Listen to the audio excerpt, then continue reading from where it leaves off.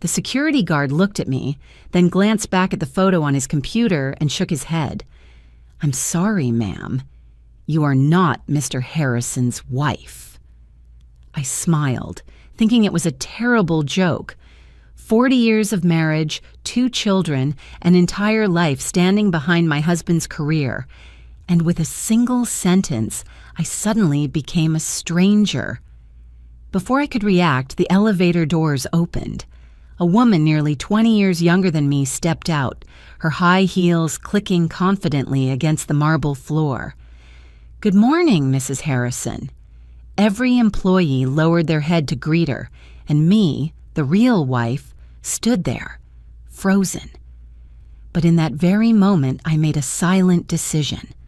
I would not leave. I would stay. And I would find out the truth, no matter the cost.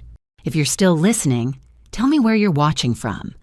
Every comment you leave is another mark in this journey. And if this story has touched you, don't forget to hit like so it can reach even further. My name is Margaret Lewis Harrison.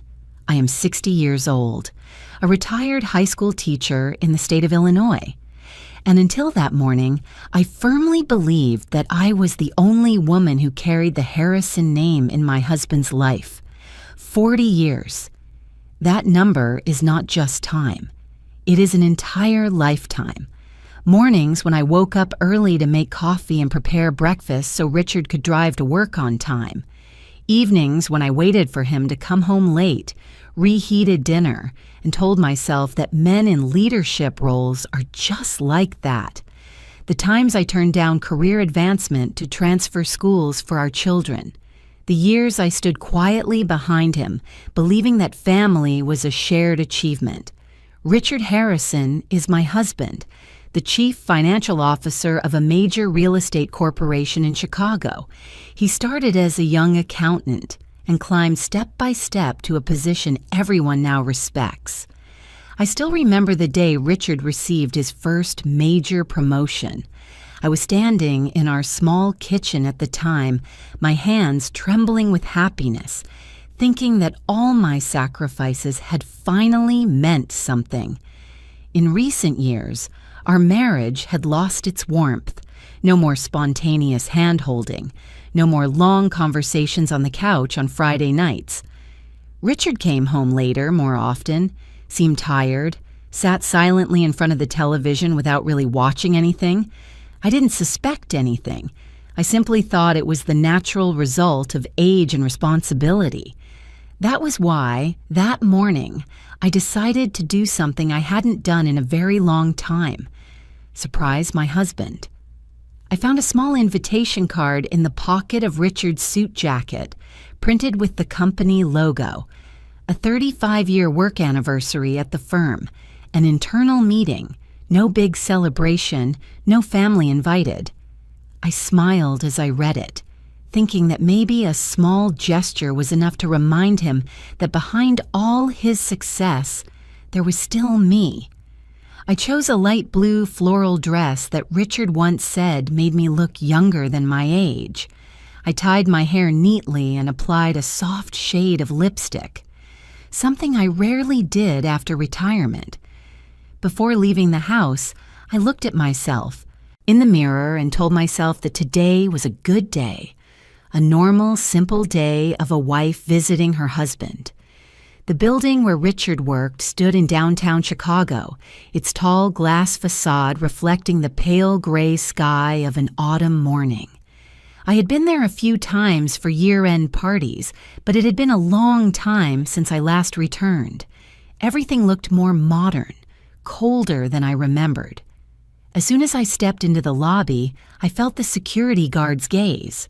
He looked me up and down, not rudely, but with hesitation and scrutiny. I walked up to the reception desk and smiled as I had done for decades. "I'm here to see my husband, Richard Harrison," I said. "I'm Margaret Harrison." The receptionist looked up and typed a few lines on her computer. The smile on her face faltered, then turned into something hard to define. She glanced at the security guard. They exchanged a look so quick that I might have missed it if I hadn't been paying attention. "Do you have an appointment?" the receptionist asked. That question made me pause. I had come here many times before. I had never needed an appointment to see my husband. "I'm his wife," I replied, keeping my voice calm. "I just want to go up and say hello for a moment." The security guard stepped closer. He asked for my identification. I began to feel uneasy, but I still pulled out my wallet and handed him my driver's license. I saw his eyes scan my name, then narrow slightly. That was when he said the sentence that tore my life apart. "I'm sorry, ma'am. You are not Mr. Harrison's wife." In that moment, I truly thought I had misheard him. I smiled. An automatic smile, the reflex of someone who had learned to maintain dignity. I was about to say that he must be mistaken, that my husband and I had been married for over 40 years. But before I could open my mouth, the elevator behind me opened. That woman stepped out, younger than me, in her early 40s, brown hair neatly styled, a well-fitted office dress, the confident posture of someone completely at home in this space. She didn't look at me. She looked straight at the receptionist and the security guard. "Good morning, Mrs. Harrison." The way they said that name, Harrison, was so light, so natural, as if it were the most obvious thing in the world. She nodded in response and walked on unhurriedly. No one asked for her identification. No one stopped her. In that moment, I didn't cry. I didn't scream. I stood still. It felt as if all the sound around me had disappeared, leaving only the steady click of her high heels against the marble floor, each step striking directly into my chest. I understood one thing very clearly. This was not a secret affair, not a momentary mistake. That woman had a position. She had recognition, at least in this building. My mind began replaying fragments of memory, late meetings, sudden business trips, the way Richard avoided my eyes when I asked if he was tired. Saturday nights when he said he had paperwork to finish. I had thought it was just work. Now each small detail lined up into a cold, undeniable truth. I could have turned away. I could have left that building in humiliation. But I didn't. Maybe it was my age. Maybe 40 years of sacrifice wouldn't allow me to run away like a defeated person. Or maybe there was a part of me, very deep and very stubborn, that needed to know the truth all the way through. I turned back to the reception desk. My voice was strangely calm. "Excuse me," I said. "I have a short interview with Human Resources. I arrived a little early." The receptionist looked at me, hesitating for a few seconds. Maybe I didn't look like a troublemaker. Maybe my age made them careless. She nodded and pointed toward the elevator on the right. "8th floor," she said. I stepped into the elevator. The doors closed, reflecting my face in the dull metal surface. A 60-year-old woman, hair streaked with gray, eyes no longer as gentle as before. I pressed the button, feeling my heart pound so hard it seemed anyone standing beside me could hear it. As the elevator began to rise, I understood that I had willingly stepped into my own nightmare. But I also knew that from this moment on, I would no longer be the woman who closed her eyes and trusted blindly. I would be the one who asked questions, who observed, who faced the truth, no matter how cruel it might be. The elevator doors closed behind me, lifting me upward while my mind drifted far back to the years I once believed were the most solid, the safest, and also the years in which I had never once seriously asked myself, was I being betrayed? 40 years ago, Richard and I met when we were both very young. I was a college student studying education, carrying simple dreams, to become a good teacher, to have a small family, a warm home, and a life rich in meaning. Richard was different. He was ambitious, driven, always looking ahead, but it was that very difference that drew us together. I believed love could fill any gap. We married when I was 23. The wedding was small, not lavish. A simple ceremony in a local church, with family and close friends present. I still clearly remember the moment Richard held my hand and whispered that he would take care of me for the rest of his life. I believed him completely, without a single doubt. At that age, I thought that as long as two people tried together, nothing was impossible. The early years of marriage were not easy. Richard started his career at a very low position. The pay was modest, the pressure high. I taught full-time, managing the household and saving every dollar. There were evenings when we sat at a small dining table, eating simple meals, talking about the future as if it were guaranteed. All we needed was a little more patience. When our children were born, life became even busier. I once had the opportunity to take a senior academic position at my school, a step many colleagues dreamed of, but it would have meant staying later, attending weekend training programs, and traveling often. Richard was at a crucial stage of his career. After many sleepless nights, I turned down the opportunity. I told myself the family needed me more, that there would be time for myself later. One refusal, then another. Gradually, I became used to stepping back, not because I was forced, but because I believed it was the right choice. Richard needed a stable support system. The children needed a mother who was always present, and I was proud that I could be that person. Richard advanced year by year. Every time he was promoted, I was the first to hear the news. I was the one standing in the kitchen, opening a bottle of wine, cooking better than usual meals to celebrate. I remember the light in his eyes, the way he held me and said he couldn't have done it without me. Those words became my emotional anchor, convincing me that every sacrifice had value. Over time, a distance began to form between us. Very slowly, very quietly, so quietly that I didn't notice at first. Richard worked more. Meetings ran longer. Business trips became more frequent. At first, he still told me about his work, his colleagues, the pressures of his new role. I listened and encouraged him, as I always had. But those stories gradually became fewer.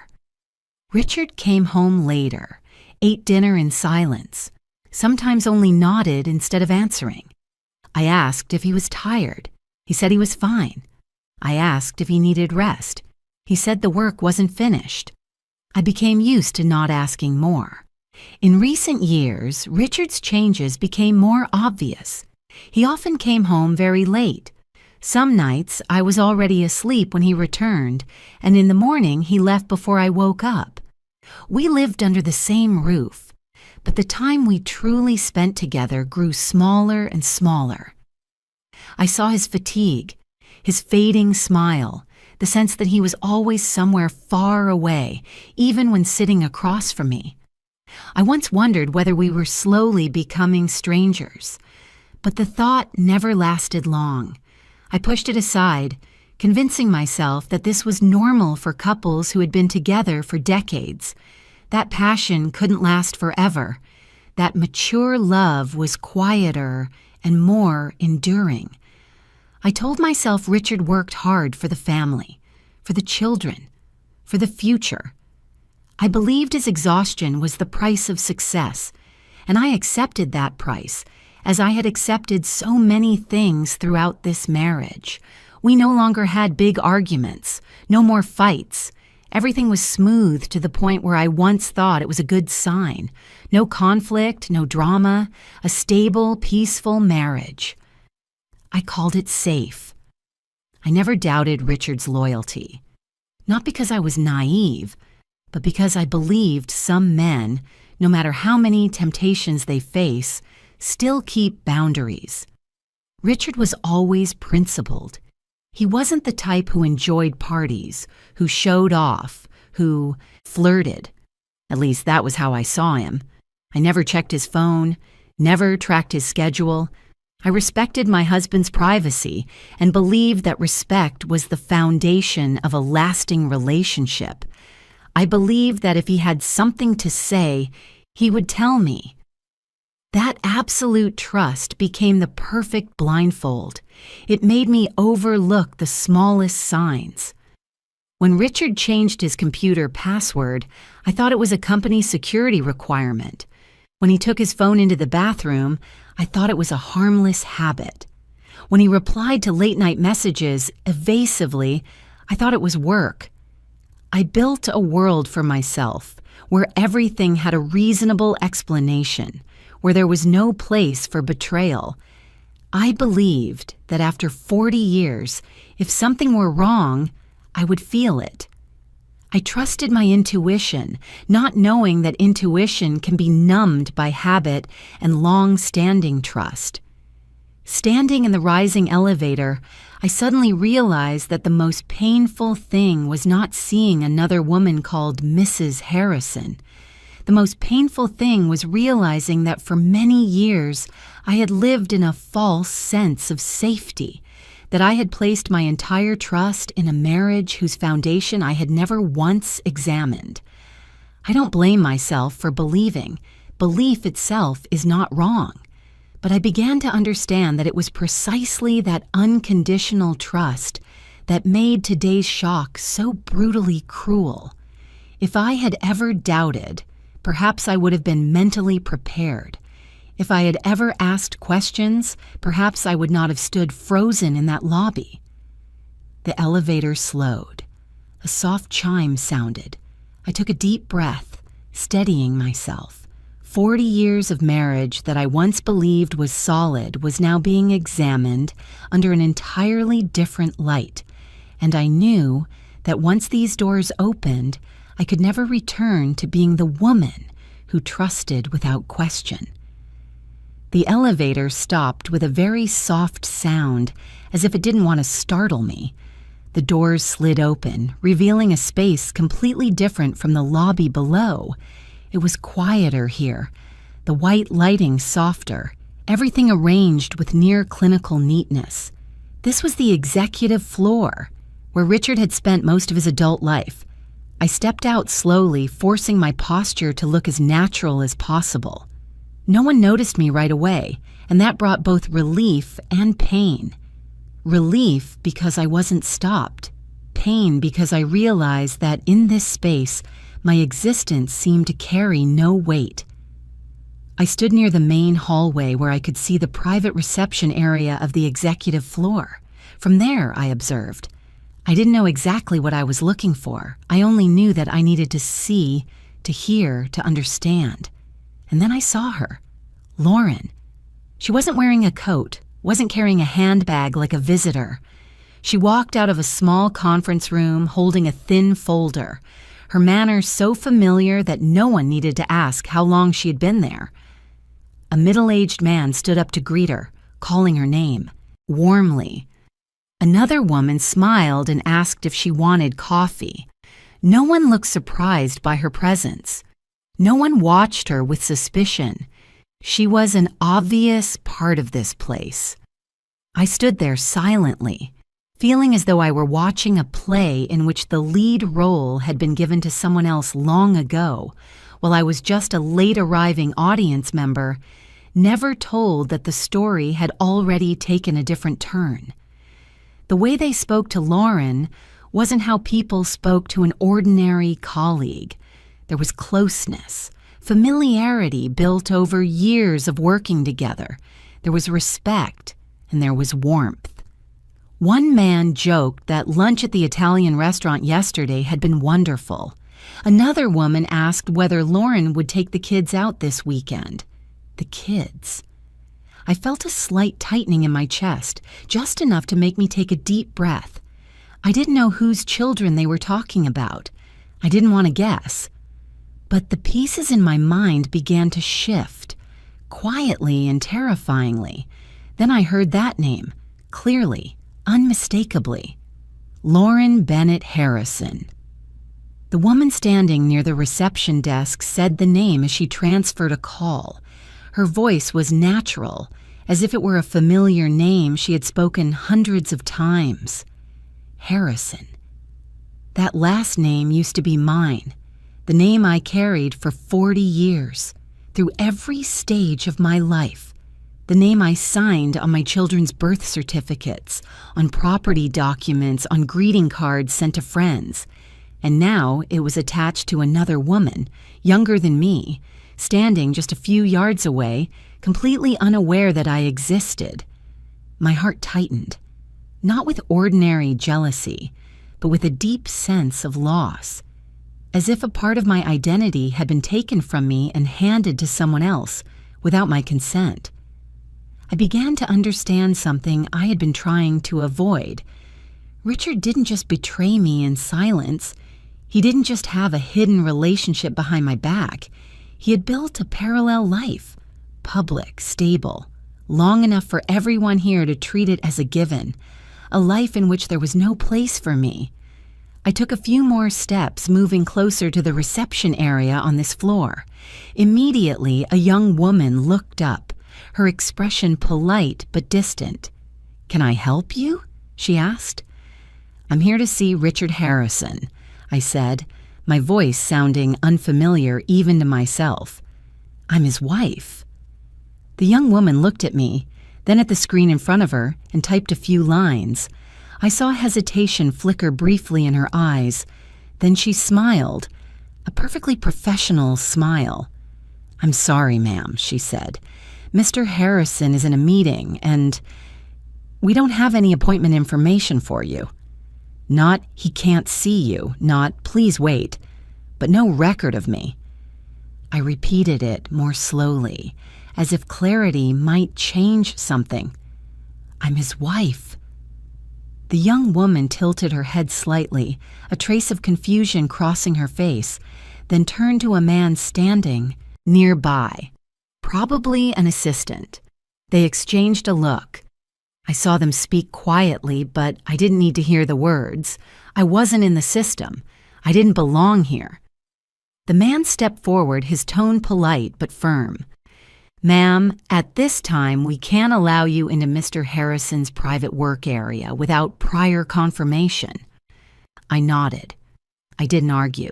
I didn't raise my voice, because in that moment I realized how fragile my position was. If I reacted emotionally, if I caused a scene, I would become an older woman making trouble, an inconvenience to be handled quickly. And I wasn't here to be escorted out. That feeling of rejection was unlike anything I had experienced before. It wasn't loud or dramatic. It was quiet, cold, like a door closing that you never realized had been open. I felt as if I had been erased from a part of a life I once believed was mine. I looked around again. Everyone continued with their work. Lauren walked past talking to someone, smiling lightly. No one looked at me. No one realized that the woman standing against the wall was Richard Harrison's legal wife. In that moment, a powerful urge rose inside me to step forward, to call Richard's name loudly, to ask them who they thought I was. But I didn't do it. I had lived long enough to know that impulsive reactions rarely bring the truth. They only bring chaos. I chose silence. Silence not because I was weak, but because I needed to observe. I needed to remember every detail, every look, every word. I needed to understand how this picture had been drawn and for how long. In my mind, there was only one thought, so clear it didn't need to be spoken. I needed evidence, not for revenge, not to humiliate anyone, but to protect myself, so that when I faced Richard, and I knew that day was coming very soon, I wouldn't have only emotions, but facts. I stood there a few more minutes, long enough to be certain this wasn't a misunderstanding that could be explained with a simple apology. Then I turned and walked toward the hallway leading to the conference rooms. My heart beat slower than before, but heavier. Each step carried a new realization. The marriage I once believed was solid had been built on spaces I was never invited into. And I understood that from this moment on, I was no longer a woman living in blind trust. I was someone standing in a place that didn't belong to her, quietly gathering the pieces of a truth that had been hidden for many years. I stood still for a few more seconds, long enough for my heartbeat to slow. No one noticed me. In this place, the silence of an older woman didn't spark curiosity or concern. I realized that was both cruel and my only advantage right now. I continued down the hallway leading into the executive meeting area. When the receptionist on this floor looked up again, I lowered my head slightly and smiled, keeping my voice low and steady. I arrived early for a short discussion with Human. Resources, I said, avoiding direct eye contact. They told me I could wait in this area. She hesitated for a moment, then nodded. Maybe I looked more like a retired teacher than a troublemaker. Maybe no one imagined that a woman my age would have any reason to cause problems on the executive floor. I walked past without being stopped. The hallway was long and quiet, covered in dark gray carpet, evenly lit with no windows. Conference rooms lined both sides, their frosted glass doors revealing long tables, black leather chairs, ceiling-mounted projectors. The faint smell of coffee hung in the air, so familiar it hurt. Richard used to tell me that the smell of coffee at the office helped him stay alert. I had made coffee for him every morning, for decades. I slowed my steps when I heard voices ahead, not Richard's, but voices I guessed had known him for a long time.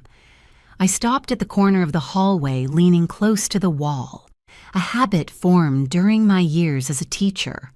Listen before entering an unfamiliar space. "Is Mr. Harrison having lunch with Lauren today?" a man asked casually. "Of course," a female voice replied with a hint of teasing. "Every Thursday. Their usual restaurant." There. The word was soft, but it landed like a weight on my chest. I pressed my back against the wall, my hand unconsciously tightening around my purse strap. I couldn't see them, only hear their voices. Natural, unguarded. "I heard Lauren made the reservation earlier today," the man continued. "Sounds like they want to discuss something important." "Probably the new project," the woman replied. "Lauren always arranges everything so carefully for Mr. Harrison." I closed my eyes for a brief second. Lauren. That name was no longer distant. It echoed here with a familiarity I had never had, not whispered as a secret, not avoided, but part of the daily rhythm of this place. I stood there listening, each sentence like a slow, precise cut. They talked about lunch, about restaurants, about routines, small details that only long-term relationships have. No one lowered their voice. No one sounded cautious. Then the conference room door ahead opened. I didn't have time to step farther back. I stood still, half hidden by the wall.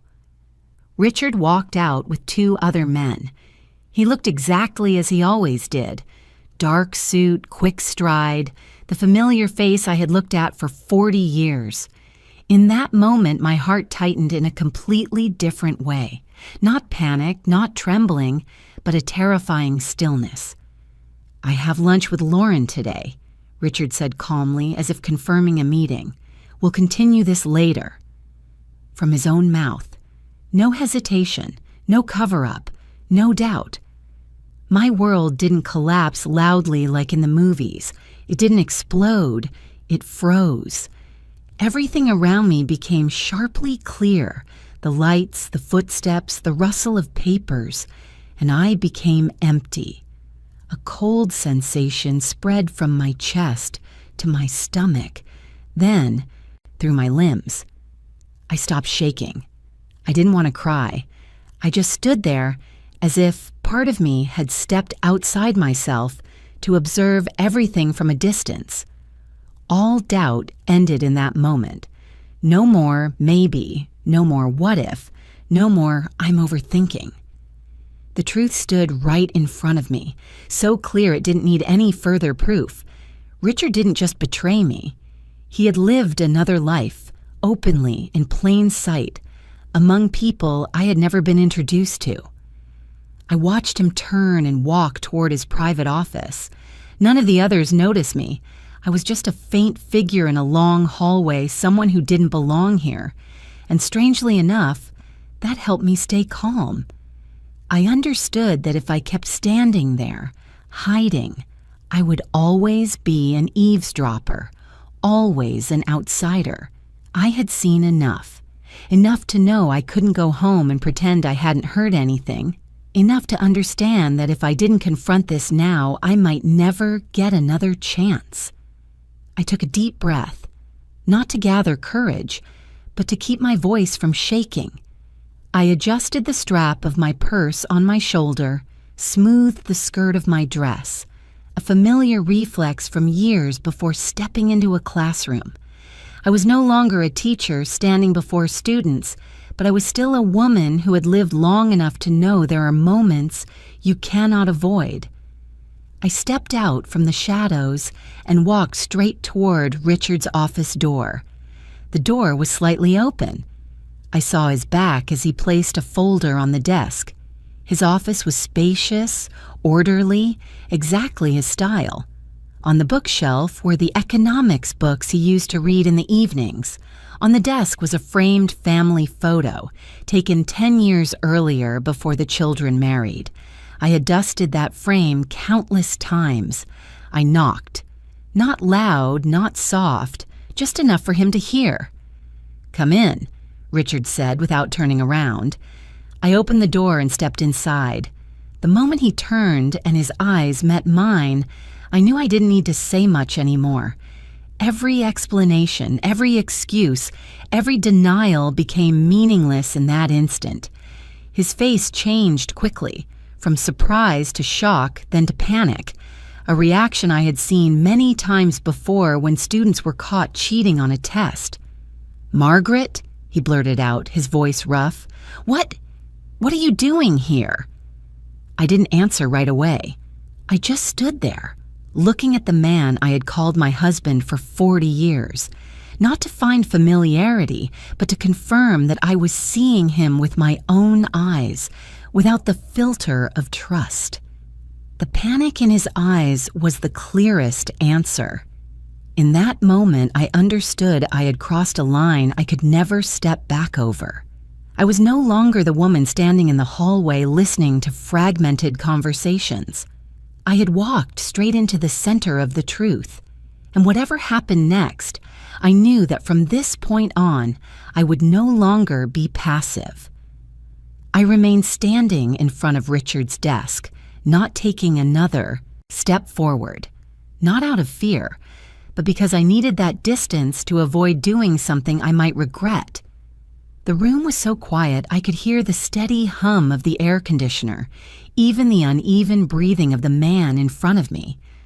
Richard stood up from his chair, then sat back down as if he didn't know what to do with his body.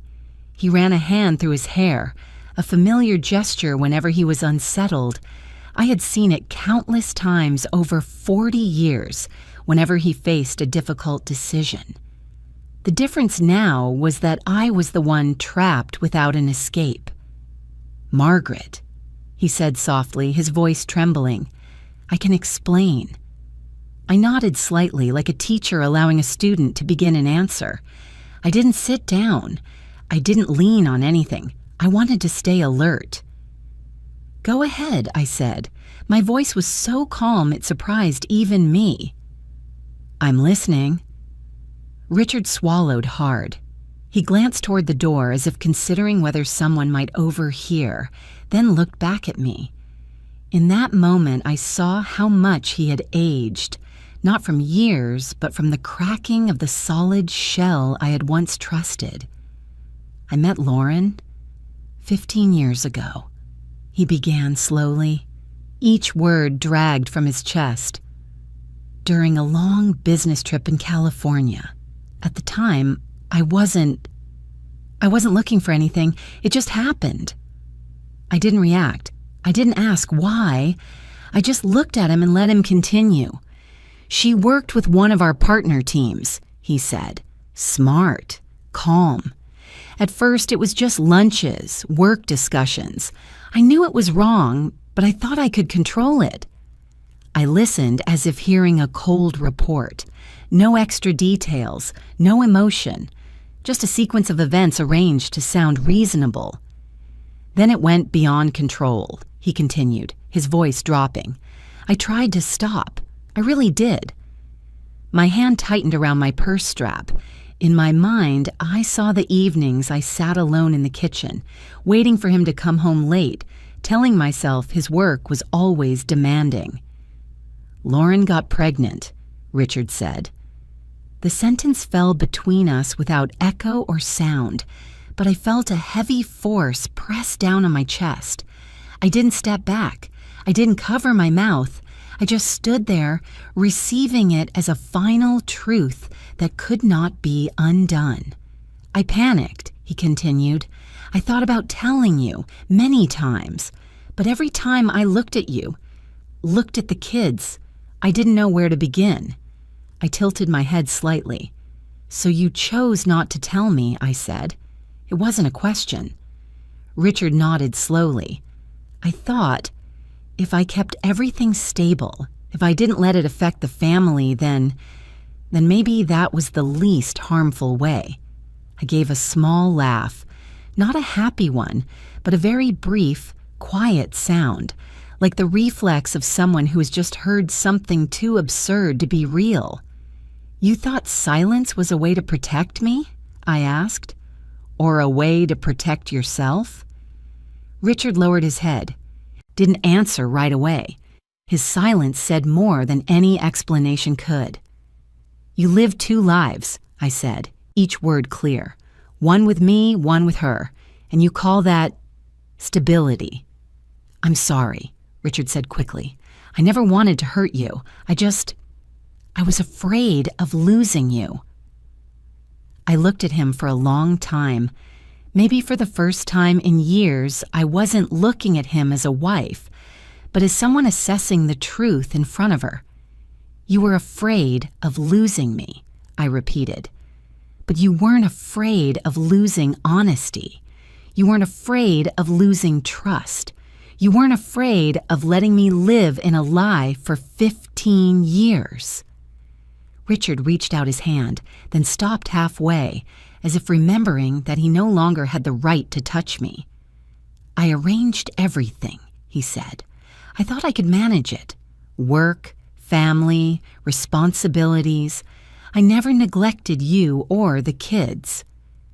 I took a deep breath. Do you know that every time you said, I'll be home late tonight, it was a lie? I asked.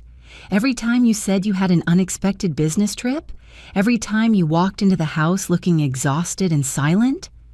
Richard didn't respond. I knew he understood.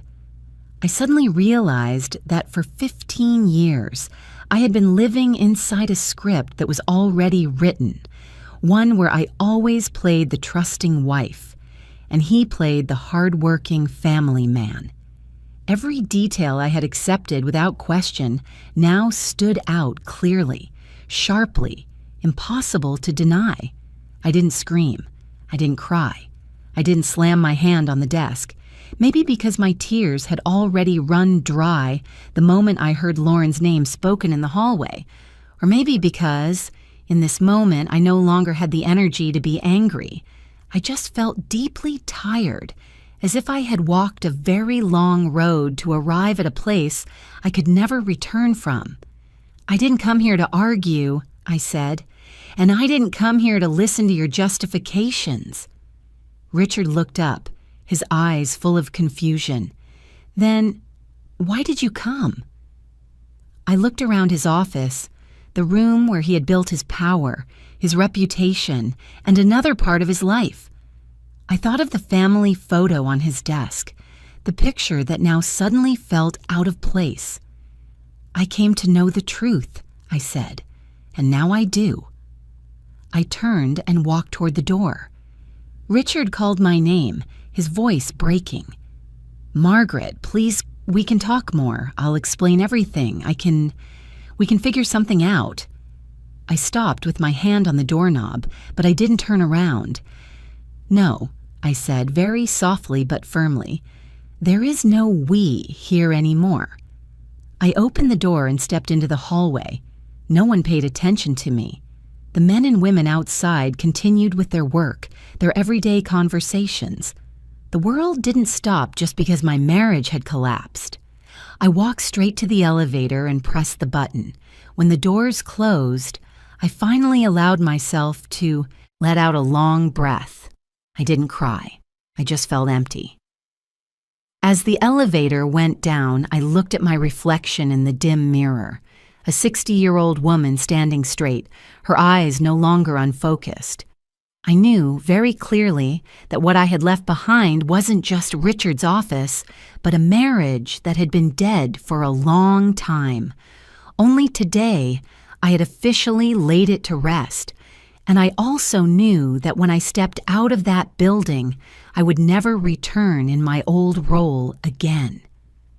I walked out of the building when the sun was higher than when I arrived, but the light didn't make me feel any warmer. The wind swept across the plaza in front of the entrance, carrying early fallen yellow leaves that brushed lightly against my feet before drifting away. Everything continued as usual. Cars, pedestrians, distant horns. Only I felt as if I had been pulled out of a familiar orbit. I drove home in silence. No radio, no phone calls. I needed that quiet, like a fragile buffer between what I had just learned and what I was about to face. The road home was so familiar I could drive it without looking at the signs. I had taken this route for decades, driving the kids to school, going grocery shopping, coming home after teaching. Today, it felt longer than usual. The house came into view, the house I had once called home, the white painted front, the maple trees in the yard that had grown tall over the years, their branches nearly covering the living room windows. I turned off the engine and sat in the car for a moment, my hands still on the steering wheel. Not because I wasn't ready to go inside, but because I wanted to remember this feeling, the feeling of standing in front of something familiar, knowing I was about to see it with different eyes. Inside, everything was the same. There was no sign that life here had ever been shared with another woman. Richard's coat still hung on the hook by the door. The shoes he wore most often were neatly placed under the shelf. The familiar scent of wood and mild cleaner still lingered in the air. If not for this morning, I would have thought everything was intact. I set my purse down on the table, took off my coat, and stood in the middle of the living room, unsure where to begin. I wasn't looking for an emotional outburst. I was looking for the truth. And I knew that if Richard had managed to hide another life from me for 15 years, there had to be traces. I went upstairs and entered our bedroom. That room had once been the place where I felt safest. Now it was simply a space that needed to be examined. I opened Richard's closet.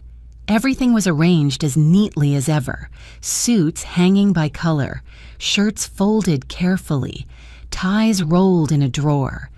Nothing looked unusual on the surface. I began searching through the drawers, calmly, without panic. I had taught long enough to know that the truth rarely sits in obvious places. I checked the pockets of old suit jackets, the lower drawers where Richard kept, things he rarely used. Then I saw it. A small, dark wooden box tucked deep inside, hidden behind thick winter socks. The box wasn't large, but it felt heavier than I expected when I picked it up. It had a small lock. I didn't remember ever seeing it before. Richard had never mentioned it. I tried to open it, but it was locked. In that moment, I didn't hesitate. I opened the vanity drawer, took out the small scissors I used to cut loose threads, and gently pried at the lock. There was a dry click. The lid popped open. Inside were neatly arranged documents, as if someone had carefully organized their secret life. I took them out one by one and laid them on the bed. A lease agreement for an apartment on the other side of the city in Richard's name. The lease had started 15 years ago and had been renewed regularly. I recognized the area, not far from where his company once had a branch office. Next were bank statements, an account I had never known about, regular transfers, consistent, stretching over many years. Not impulsive spending from a temporary affair, but planned, responsible financial support. I didn't need to be an accountant to understand that. Then there were photographs. I picked up the first one, my heart sinking. Richard stood beside Lauren, his hand resting lightly on her shoulder. They were at a beach, sunlight bright around them. His smile, the smile I hadn't seen in years. The next photo showed Richard holding a small child, then the child growing older in each frame. Birthdays, parks, dinner tables, a complete family recorded over time. I sat down on the edge of the bed, the photos spread out in front of me. There was nothing left to deny, nothing left to explain away. This wasn't a mistake. This was another life built alongside mine. I didn't cry. Not because I wasn't in pain, but because every tear seemed frozen. I just sat there, looking at the undeniable evidence, letting the truth sink in. 15 years. While I lived with a husband I trusted completely, he had been a father to another child, a partner to another woman. I don't know how long I sat there. When I finally stood up, the light outside the window had shifted toward afternoon. I gathered the documents and placed them back into the wooden box, leaving it unlocked. There was no need anymore. I heard a car pull up outside. A car door closing. Richard was home. My heartbeat slowed. Steadier now. I realized I was ready for this moment, even though I hadn't planned it. Richard walked into the house and called my name as usual. His voice echoed from downstairs, carrying the familiar tiredness. I picked up the wooden box and walked down the stairs. When he saw me standing there with the box in my hands, his eyes darkened. He understood immediately. No explanation was needed. "Margaret," he began. I raised my hand, signaling him to stop. "You don't need to say anything else," I said. My voice was steady. "I've seen enough." Richard stood still. His shoulders slumped, as if he finally no longer had the strength to hold himself upright. He looked at the box, then at me. I no longer saw the powerful man from earlier that day, just someone stripped of every disguise. "I want you to leave this house," I said slowly, each word deliberate. "Tonight." Richard opened his mouth, but no sound came out. He took a deep breath, then shook his head. "Margaret, we can talk. I'll explain. No," I interrupted. Not loudly, but firmly. "There's nothing left to explain. You had 15 years to talk. I don't owe you another minute." He looked around the house, as if only now realizing it was about to no longer be his. "This is my home," he said weakly. "No," I replied. "This was our home once. But you chose to live somewhere else a long time ago." Silence stretched between us. Finally, Richard nodded very slightly. He turned and went upstairs to pack.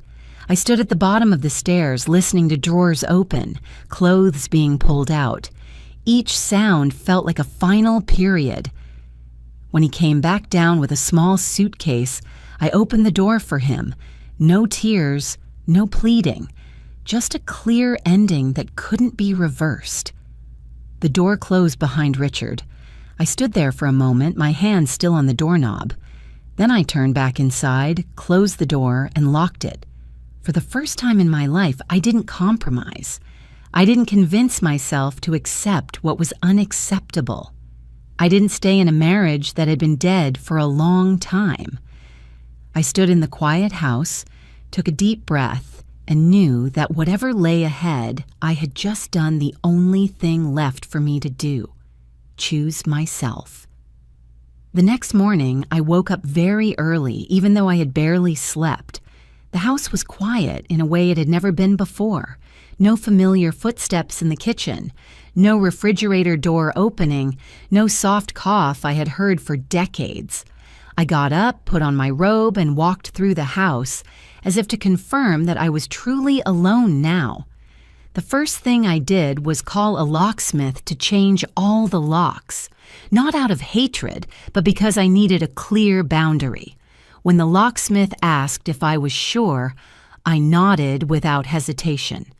The old keys were removed, placed into his toolbox, and disappeared from my life in a very ordinary way.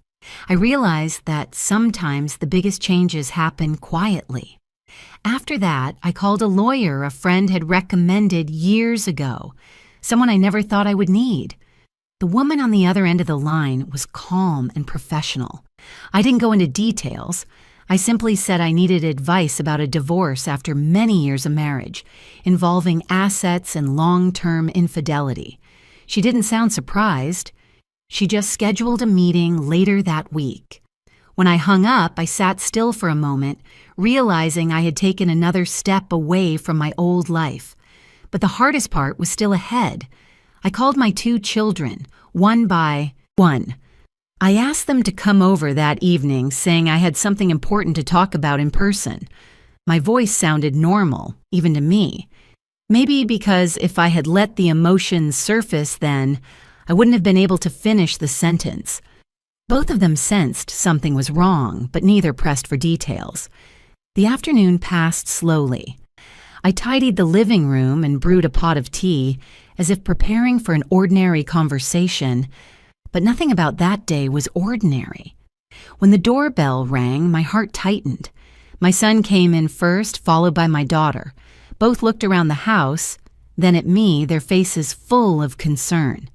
"What's going on, Mom?" my daughter asked, gripping my hand tightly. I motioned for them to sit down. I sat across from them, my hands resting on my knees. I took a deep breath. I had stood in front of classrooms for decades, spoken about difficult topics with students, but I had never felt that telling the truth could be so heavy. "Your father doesn't live here anymore," I began. Both of them froze. My son frowned. "Did Dad go on a business trip?" I shook my head slowly. "No, your father has been living another life for 15 years. The air in the room thickened. I saw my daughter's eyes widen, as if she didn't understand what I had just said. My son sat up straight, his voice tense. "What are you saying?" I didn't go around it. I told them, without embellishment, without excuses. I spoke about the other woman, about 15 years of lies, about a child born from that relationship. I didn't give unnecessary details. I only said what needed to be said, what they had the right to know. When I finished, the room fell silent. My daughter lowered her head, tears falling onto her sleeve. My son stood up abruptly, pacing the room, his hands clenched. "That's impossible," he said. "Dad wouldn't do that." I stood up and placed my hand on his shoulder. "I used to think so too," I said softly. That moment hurt more than anything Richard had done to me. Watching my children, who had trusted their father completely, now forced to face this truth, felt like my heart was being torn apart. His betrayal of me was one thing, but the collapse I saw in my children's eyes, that was what nearly took my breath away. Does that mean we have a sister? My daughter asked, her voice shaking. I nodded. Yes. The answer left them both silent, not out of jealousy, but because too many emotions collided at once. Shock, confusion, pain, and a sense of loss they couldn't yet name. She's not at fault, I said immediately, before anything else could be said.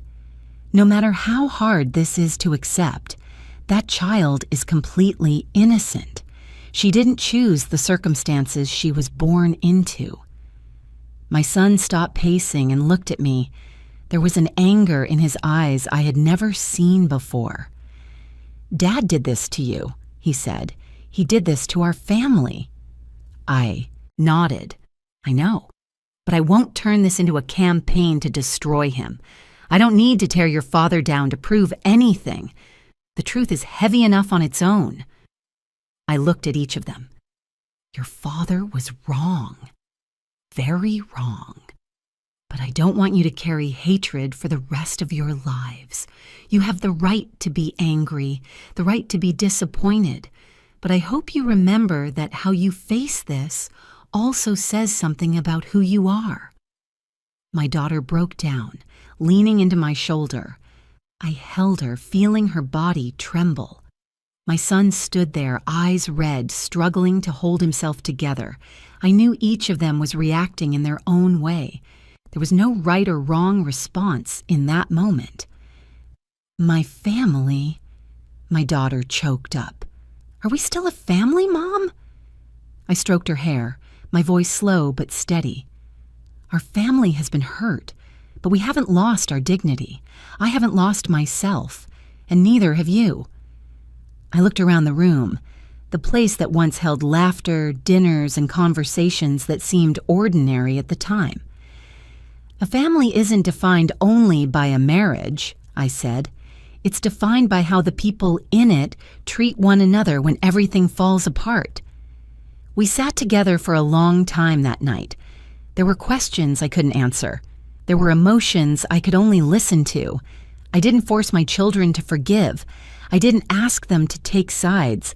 I only said that I had made a decision for my own life and I would take responsibility for it.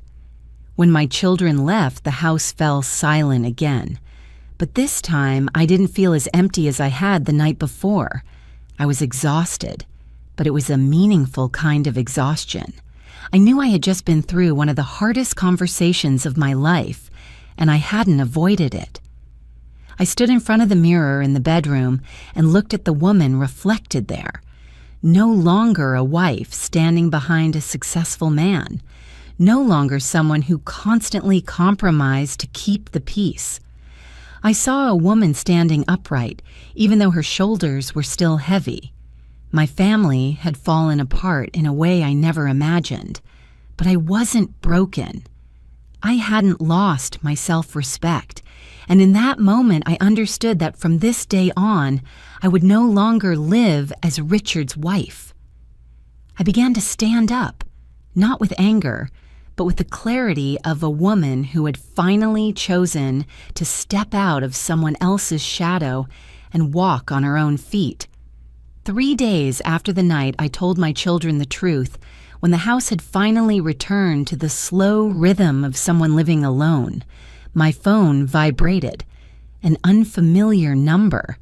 I stared at the screen for a long time before answering, as if my body already knew who was on the other end. Margaret? A woman's voice said, low and hesitant. This is Lauren. I didn't answer right away. I sat down in the armchair near the window, where the afternoon sunlight usually slanted through the curtains. In that moment, I didn't feel angry. I just felt deeply tired, as if I had walked a long road without stopping to rest. I know, I said after a few seconds. My voice was calm, not trembling at all. Richard told me that you know everything now, Lauren continued. I'm not calling to apologize on his behalf. I thought we should meet, if you think that's possible." I was silent. Part of me wanted to refuse immediately. I didn't owe that woman any explanation. But another part of me, the part that no longer ran away, understood that some meetings aren't for reconciliation, but for closure. "All right," I said, "once." We agreed to meet at a small cafe far from both my neighborhood and Richard's office area. I arrived 10 minutes early, not to wait, but to choose a seat that made me feel safe. I sat with my back to the wall, facing the door, a new habit I couldn't remember learning. Lauren walked in right on time.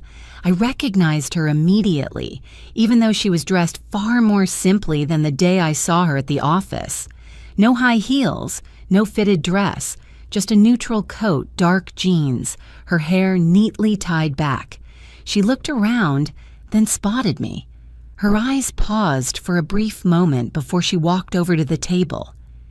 "Thank you for coming," she said, sitting down across from me. I nodded. "Let's be direct," I replied. "I don't have much I want to hear." Lauren took a deep breath. "I understand."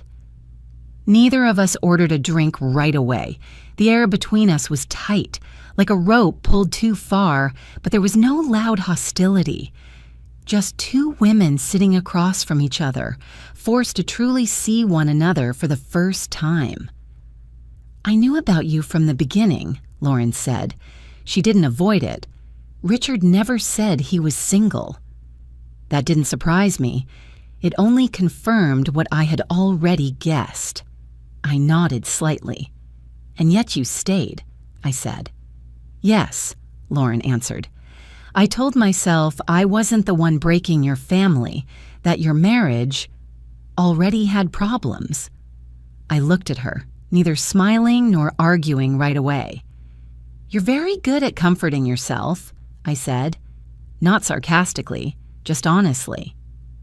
Lauren lowered her head. "Maybe I am. I'm not proud of it." She told her story, not long-winded, no tears. She said she had never been a legal wife, never had the Harrison last name on any documents, never appeared openly at family events. She existed in a vague in-between, not a secret affair, but not a real wife either. "I lived like a wife without a name," she said, "in a rented apartment, at dinners without relatives, on holidays with just the three of us. 3 people. Richard, her, and the child. I used to believe I accepted that for my daughter," Lauren continued, "that I was sacrificing for her. But as time went on, I wasn't so sure anymore."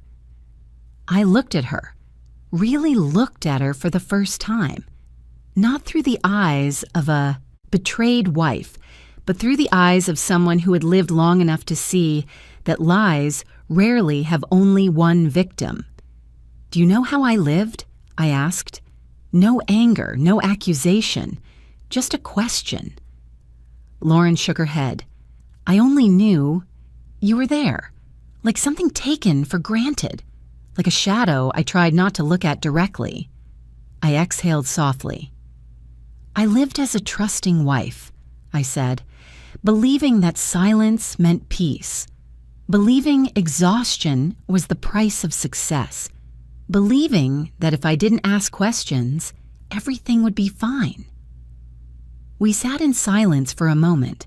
The server came by to ask for our order. I asked for hot tea. Lauren ordered black coffee. When the server left, I continued. "I didn't come here to forgive," I said, "and I don't think you need that from me." Lauren nodded. "I didn't expect it." "I just need to understand," I said, "so I don't carry hatred with me." Lauren looked at me, her expression softening for the first time. "If there's one thing I want you to know," she said, "it's that I never thought I won."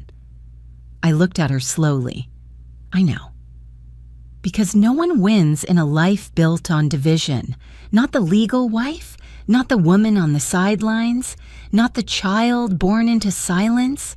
The only person who benefited for a very long time was Richard. I don't blame you, I said. Not because you were right, but because I don't want to keep focusing on the wrong place. Lauren closed her eyes briefly, as if releasing a breath she had been holding.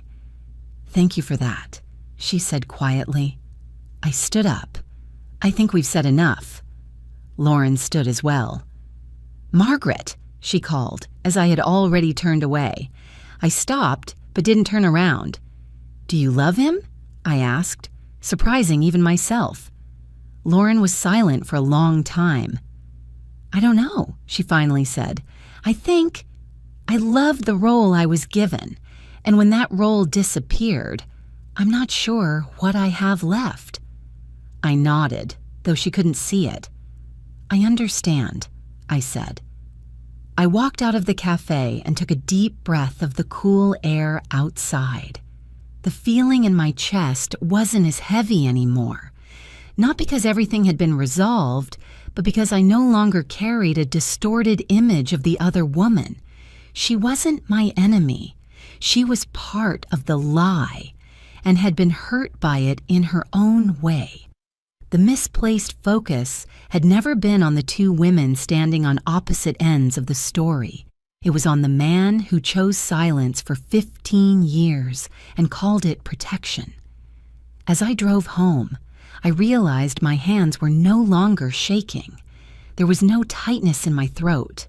I didn't forgive, but I didn't carry hatred either. And for me, at this stage of life, that already felt like a form of freedom.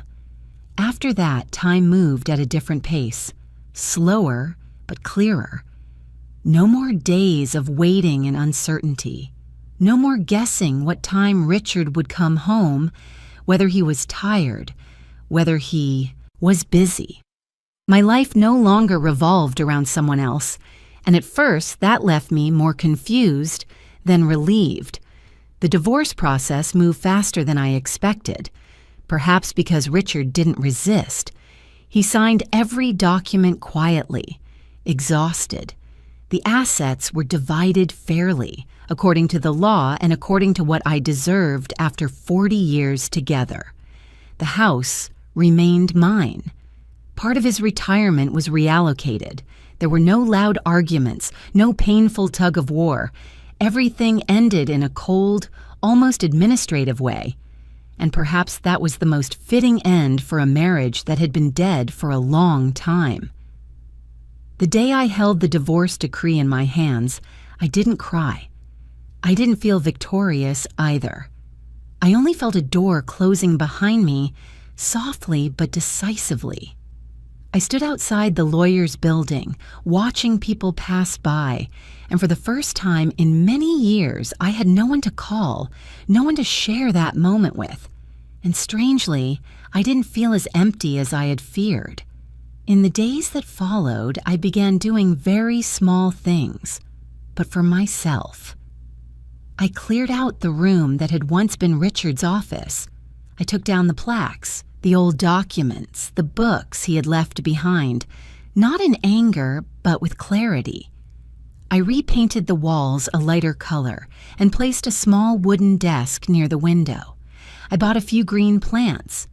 The room gradually became something else, no longer marked by a powerful man, but by a woman learning how to live again.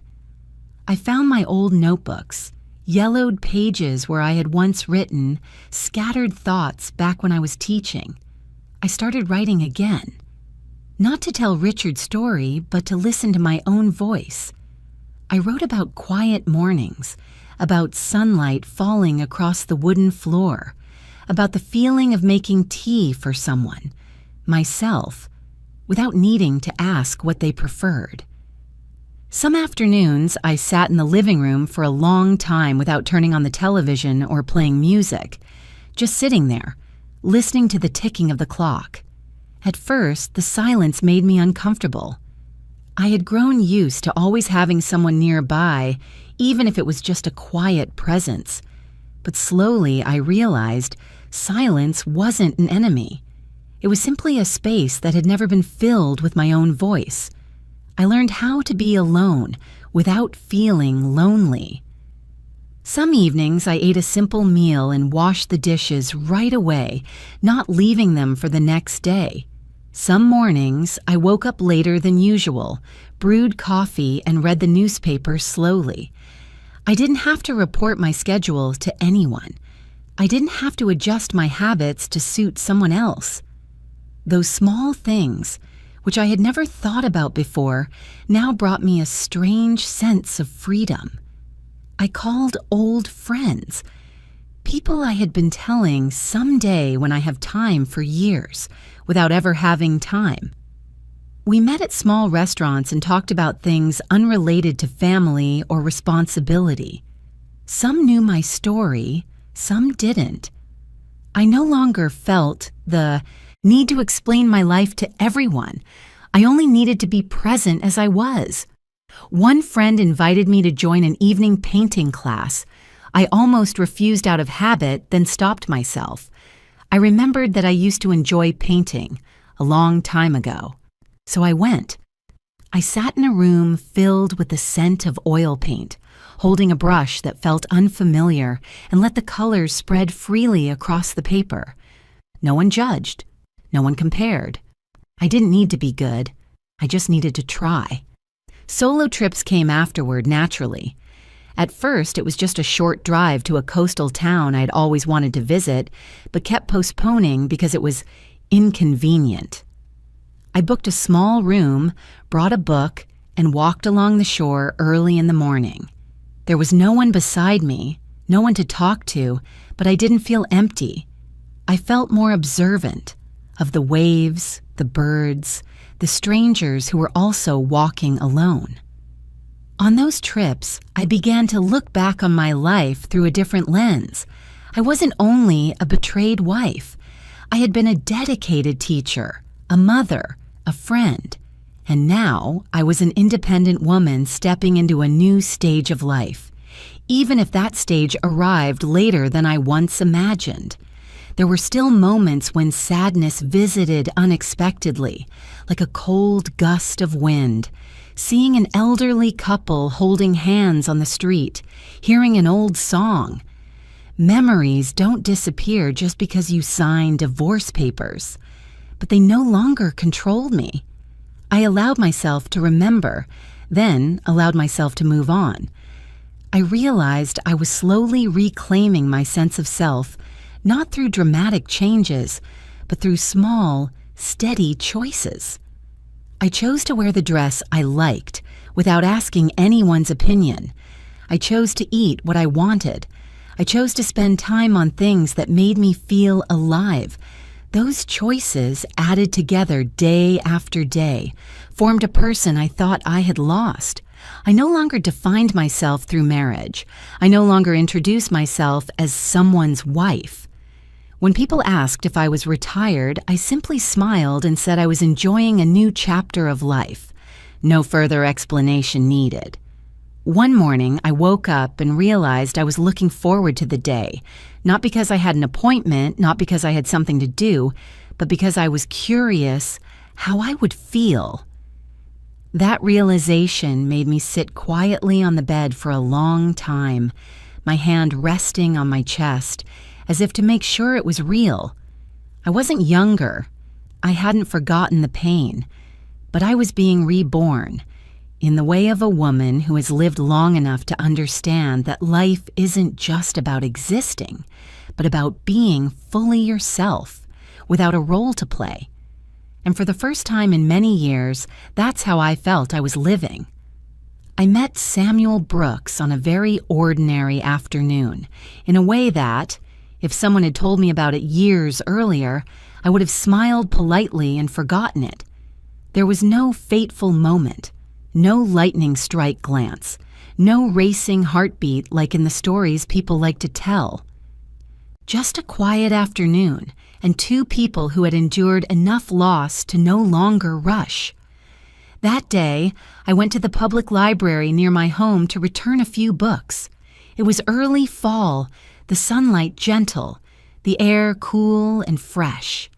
I stopped at the magazine rack, flipping through a travel magazine about Europe that I was considering for an upcoming trip.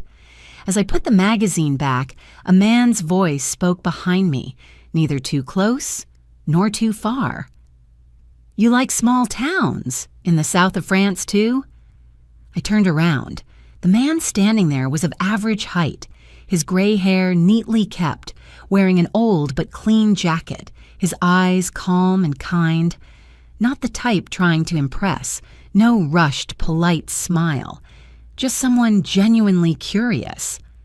"I've never been," I replied, "but I like the idea of places that aren't noisy." He nodded as if my answer confirmed something he had already guessed. "I went once, many years ago, when my wife was still alive." He said it naturally, without sadness, without avoidance. I immediately recognized someone who had lived with loss long enough not to hide it. We talked for a few more minutes. About books, about traveling without packed schedules, about living alone after children grow up. When we parted, he introduced himself as Samuel Brooks. I simply nodded and smiled, not thinking that the brief conversation would continue. But a week later, I saw him again at the same library. This time, we sat at a table near the window, each reading a different book, occasionally exchanging a few scattered remarks. No one asked for a phone number. No one suggested meeting again. Just the presence of two people who didn't feel uncomfortable sharing silence together. Everything unfolded so slowly, it was almost unnoticeable. A coffee afterward, then another walk in the park. Samuel always walked half a step slower than I did, as if unconsciously adjusting his pace to match mine. He never asked intrusive questions. He wasn't overly curious about my past. When I spoke, he listened. When I was silent, he didn't try to fill the space. No promises were made. No lines like, "We will be this," or "our future." And strangely, that was exactly what made me feel safe. I had lived with too many empty promises, words used to postpone the truth. With Samuel, there were no expectations placed on my shoulders. We met only when we both wanted to. Some weeks we didn't see each other at all. Some days we exchanged just a short message. "The weather is nice today." No one complained. No one checked up on the other. No one demanded anything. What made me realize the biggest difference wasn't in gestures, but in how I was listened to. When I spoke, Samuel didn't interrupt. He didn't rush to give advice. He didn't compare my story to anyone else's. He listened as if what I said truly mattered, not as something to endure until it was his turn to speak. Once, when I was talking about the years I had lived in silence in my former marriage, I stopped halfway, afraid I was saying too much. Samuel looked at me and said very softly, "You don't have to summarize your life for me. I have time." That sentence made me turn my face away for a moment, not because I was overwhelmed with emotion, but because I realized how long it had been since anyone had told me they had time for me, not out of obligation, but by choice. I told my children about Samuel after a few months, not to ask permission, but because I didn't want to hide anything. My daughter listened carefully, then smiled. "You look different, Mom," she said, "not because there's someone new, but because you feel lighter." My son asked a few more practical questions, as was his nature. What Samuel did, where he lived, whether he was serious. I answered honestly. I didn't know, and I didn't need to know right now. What reassured me was that neither of them objected.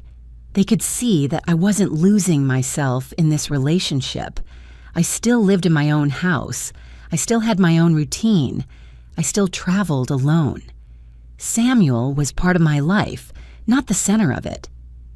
Once he asked if I'd like to go with him to a small concert in a nearby town. I agreed. We sat next to each other in the small hall, soft lights, music flowing slowly. Samuel didn't hold my hand. He simply rested his hand on the armrest, close enough for me to know he was there. I didn't feel like I was starting over.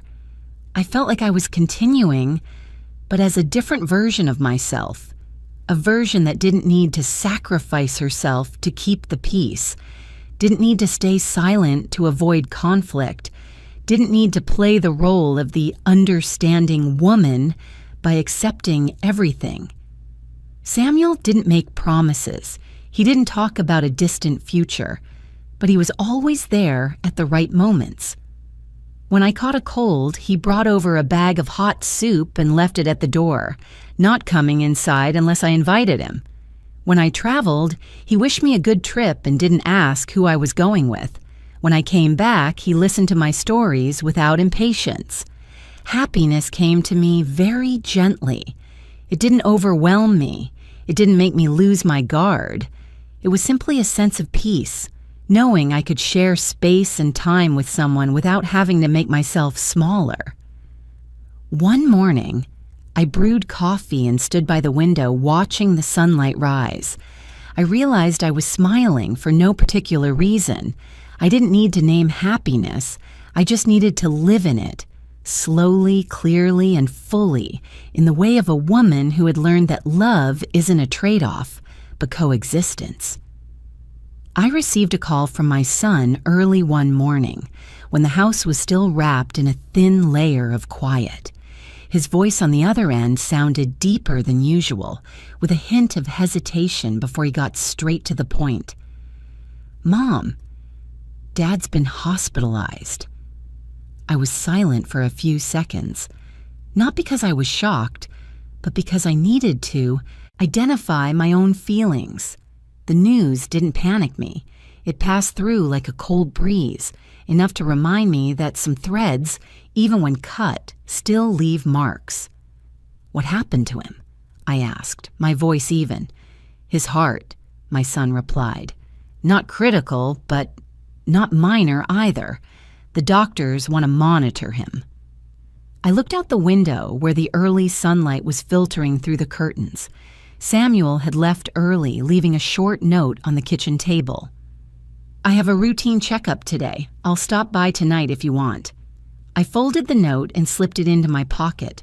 I knew I would have to make a decision, not out of duty, but out of clarity. "I'll come by tonight," I said to my son, "not to stay, just to visit."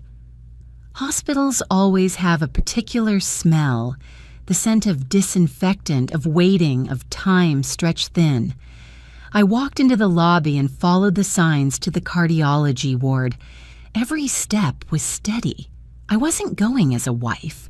I was going as someone who had once shared a long chapter of life with the person lying in that room. When I arrived, both of my children were already there. My daughter stood up first and hugged me lightly. My son nodded, his fatigue clearly visible. I spoke with the doctor, listened to the necessary information. Stable condition, needs rest, needs time. Familiar, neutral words carrying no emotion. Then the hospital room door opened. Lauren was standing there. She looked different from the last time I saw her. Thinner, dark circles under her eyes, her hair hastily tied back. Beside her stood a teenage girl, reserved, her hands clasped together. I recognized her immediately. No introduction needed. The child had Richard's eyes. The space between us froze. Two families, two lives that had once run parallel, now collided in a narrow hallway. There were no polite greetings, no challenging looks, just the heavy awkwardness of people placed in a situation no one had wished for. My daughter stepped forward naturally. "I'm Anna," she said to the girl. "If you want, we can sit together." The girl looked up at Lauren, then at Anna, and nodded very slightly. That moment tightened my chest, not with pain, but because I saw something adults often forget. Children don't carry adults' histories. They only carry their own confusion. I looked at Lauren. She looked back at me, her eyes no longer guarded, only tired. We didn't speak. There was no need. When it was my turn to go into the room, I went in alone. Richard lay on the bed, looking smaller than I remembered, not because illness had weakened him too much, but because in that stark white space, there were no titles, no roles, just a person. He opened his eyes when he heard the door. His gaze settled on me, startled at first, then softened. There was no panic, no expectation. "You came," he said, his voice hoarse. "Yes," I replied. I pulled a chair closer and sat down, keeping a respectful distance. "How are you?" "Better than this morning," he said. "The doctor says I need rest." We sat in silence for a moment, the steady hum of machines, footsteps in the hallway. I didn't know what I had come to say, but I knew I hadn't come to accuse him. "I thought you wouldn't come," Richard said quietly. "I came," I replied without emphasizing the subject, "but not in the way you think." He looked up at the ceiling and took a deep breath. "I've thought a lot," he said, "in the past few hours." "Times like this usually make people think," I said. "I regret it," he said, turning to look at me. "Not just because everything fell apart, but because I thought I could control everything. I was wrong." I looked at him without avoiding his gaze. "I know." "I don't expect you to come back," he said quickly, as if afraid I might misunderstand. "I know, that's over." I exhaled, relieved by those words. "Yes," I said, "it's over." There were no pleas to return, no late promises, just the bare acknowledgement of someone who had reached the end of a life built on lies and realized it led nowhere. "Are you happy?" Richard asked very softly. The question came unexpectedly, but it didn't upset me.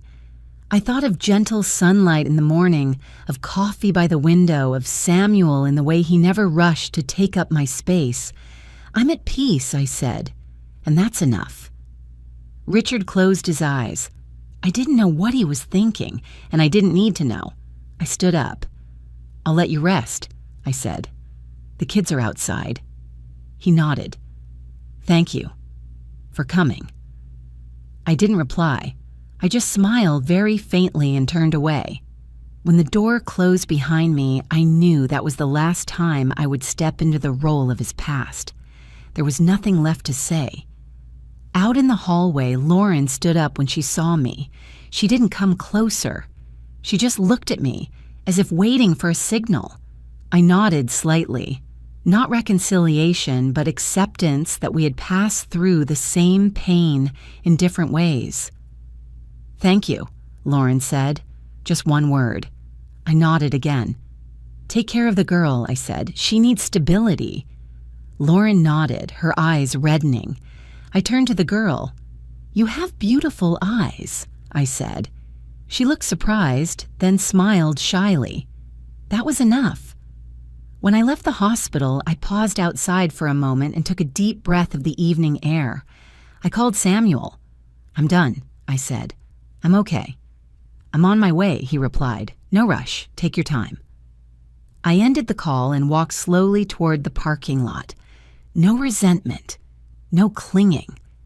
The past had knocked one last time, and I had opened the door, not to go back, but to see it out.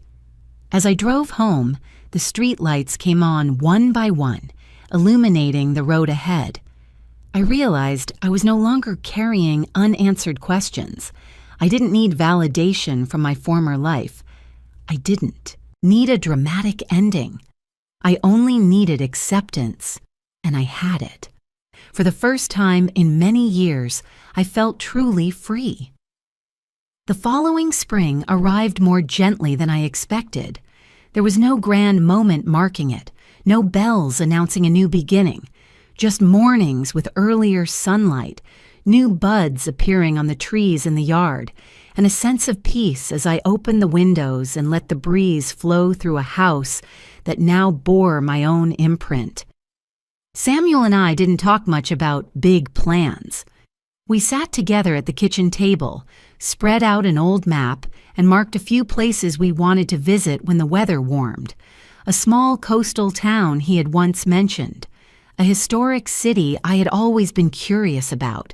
No packed schedules, no long-term promises, just plans enough to make us smile when we thought about them. I liked the way Samuel asked for my opinion, listened, then nodded slowly, as if every choice deserved consideration. I no longer had to squeeze myself into someone else's plans. I was a companion, not someone walking behind. On weekends, my children and grandchildren came over more often. We cooked together, laughter filling the newly painted kitchen. I hung my paintings, placed green plants on the windowsills, replaced the sofa with a color I loved. The house was no longer a place that stored old compromises. It became a space shaped by choices I made with my own hands. Every corner told a new story, not loud, not showy, but warm enough to make people want to stay. Some afternoons, when everyone had gone home, I sat alone on the porch, listening to the wind move through the leaves. I realized I was no longer afraid of being alone. Silence was no longer a frightening void, but a place where I could rest. I knew how to brew a cup of tea just the way I liked it, when to go out and see others, and when to stay in. I didn't need anyone to fill my time. I just needed time lived at the right rhythm. Sometimes I looked back on the journey.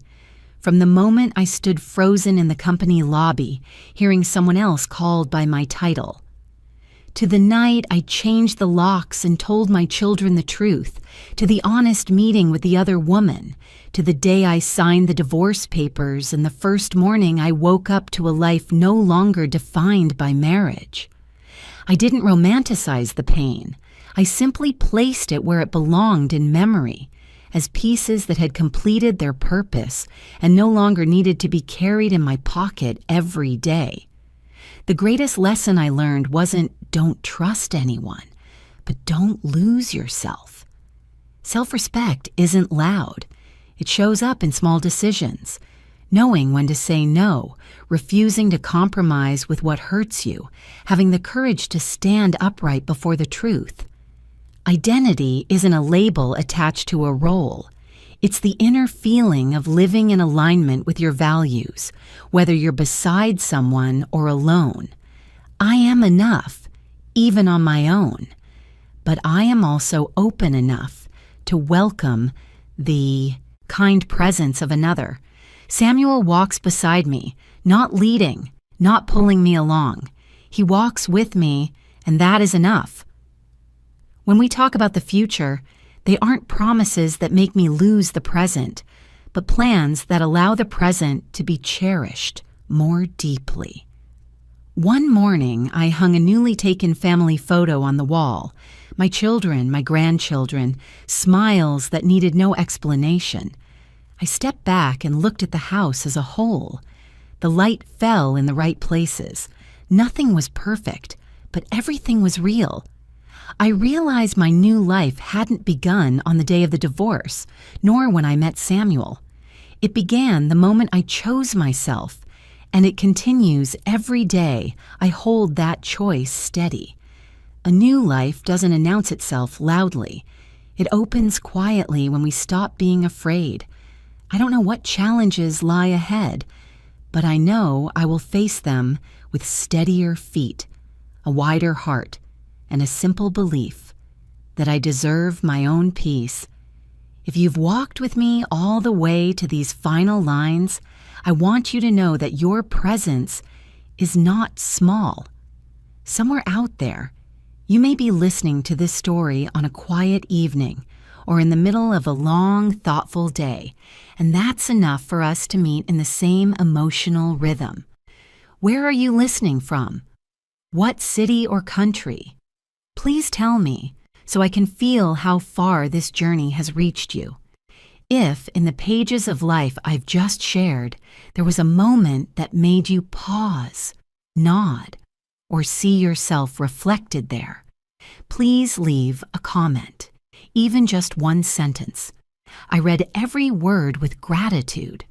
And if you feel this story has given you a little warmth, a little courage to choose yourself, please like the video and subscribe to the channel so we can meet again in future stories. Life doesn't end when we lose something. It truly begins when we dare to live in alignment with our values. Thank you for listening and for being here. My body began to go numb 2 hours after being locked in the freezer, each breath feeling as if it were freezing in my chest. In a fog, I clearly heard Aiden's voice, the son I had once been so proud of and loved unconditionally outside the door. "Freeze to death, you old monkey." In that instant, I felt my heart crack. The pain wasn't only that death was near, but that my own flesh and blood had turned a mother's love into a knife of betrayal. I bit down hard, counting each heartbeat to keep from collapsing, and after relentless struggle I was finally rescued after 7 hours in that icy hell. And from that moment on, the cruel son who had tried to take his mother's life would pay a price that would cost him his whole life. If you're still listening, tell me where you're watching from. Every comment you leave is another mark in this journey. And if this story has touched you, don't forget to hit like so it can reach even further. I'm Virginia Cole, 74 years old. My entire life has been defined by work. I was born and raised in Dayton, Ohio, in a blue-collar family. From early on, I learned that dollars don't fall from the sky. You earn them with calloused hands and a full day on your feet behind the counter. When my husband Thomas and I decided to open a little corner shop, plenty of neighbors looked at us with doubt. "In this town, stores die fast. What makes you two different?" they said. But we believed in patience, in listening to customers, remembering every name and every favorite item. Every modest profit we tucked away to expand. One store became 2, then 3, then 5. I still remember the day we opened the first supermarket. Thomas wore an old but neatly pressed suit, and I wore a pale blue dress I sewed myself. We cut the ribbon with tears in our eyes, looking back at how far we'd come from nothing. Our first customers were the old neighbors they came to buy and to support, and my heart felt so warm. All along I was a wife, a mother, and Thomas's right hand. I worked the register, kept the books, watched the kids, and helped with homework at a tiny table behind the shop. My 3 children grew up with the smell of receipt paper, the ding of the cash drawer, and their parents' weary but hopeful voices. Aiden, my firstborn, was different from the start. He liked to watch me balance the books, asked what the numbers meant, and did mental math faster than the calculator. I used to brag to customers, "This one's going to take over someday." I wasn't wrong, but I never imagined that taking over would turn into tragedy. Nora, my middle child, is gentle, loves the arts, and never cared much for business. Lucas, the youngest, cheerful and drawn to the kitchen, later opened his own restaurant in Chicago. To me, each child had a different spirit, and I loved them each in their own way. But Aiden, with his sharp mind and ambition always, made me both proud and quietly uneasy. Thomas died suddenly in the company office one afternoon in October. He collapsed at his desk from a heart attack before anyone could get him to the hospital. I lost my partner in life, the one who walked every step with me in building our world. In those grieving days, many urged me to sell most of the company and retire. But I knew if Thomas were alive, he'd never let me quit, so I stayed and kept steering the ship, even with a heart still raw. By then, Aiden was CFO, an MBA with experience running the finances. He suggested I let him handle all the books, while I kept my name on everything and just showed up for the big events. I thought, he's my son, he's educated, he's experienced, and he wants to carry the load. What reason do I have to doubt? I agreed, partly from trust, partly from exhaustion. Then small signs began to appear. Financial reports got shorter, the numbers fuzzier. Loyal employees of many years were suddenly restructured out of jobs. Longtime suppliers, decades in, were replaced by unfamiliar names. When I asked, Aiden always said, "Mom, this is the new trend, you don't get it. Let me handle it." I wanted to believe. But a mother's heart and the instincts of someone who's spent a lifetime in business told me something was off. Then the day came. Aiden asked me to go check the walk-in freezer at the main store. He said the temperature system had issues, needed my input, the founder, so the staff would respect it. I agreed gladly. Ruth, our longtime cleaning staff, came along to tidy up. As we stepped in, I even joked to my son, "When I was young, I used to nap on these frozen crates." Aiden forced a smile, bent over the thermometer. And then, in a blink, he stepped out, and the latch snapped. I spun around. The heavy steel door had sealed. I pounded and shouted, but the sound just bounced back at me. Through the small window, I caught a glimpse of Aiden's eyes, not startled or accidental, but cold and calculating. Then his figure faded. It was just me, Ruth, and the tightening cold. Time stretched into forever. The cold cut like knives. My head began to swim. Ruth was shaking. I held her, trying to keep warmth with whatever we could find. I remembered articles I'd read, remembered the SOS pattern. I grabbed a metal bar and tapped the shelving. 3 short, 3 long, 3 short. I didn't know if anyone could hear, but I had to try, had to live. 7 hours, the longest 7 hours of my life. My fingers went numb, lips cracked, heart racing, and then slowing.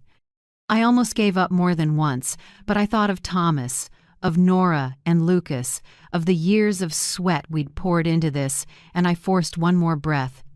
At last, when a line of light slipped through and voices rushed in, I knew I had survived. People called it a miracle. I knew it was stubbornness, pure survival instinct from a woman who's never bowed. And right then, on the hospital gurney, I made a decision.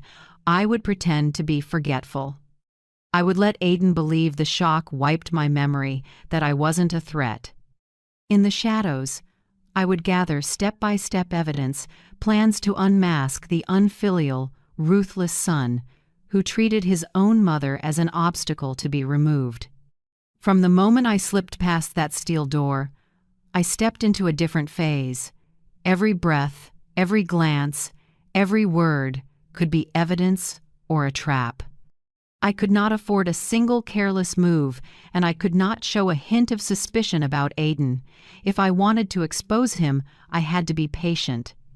In the hospital, I kept quiet, faking confusion at the simplest questions. When a nurse asked where I was, I smiled and gave the wrong answer.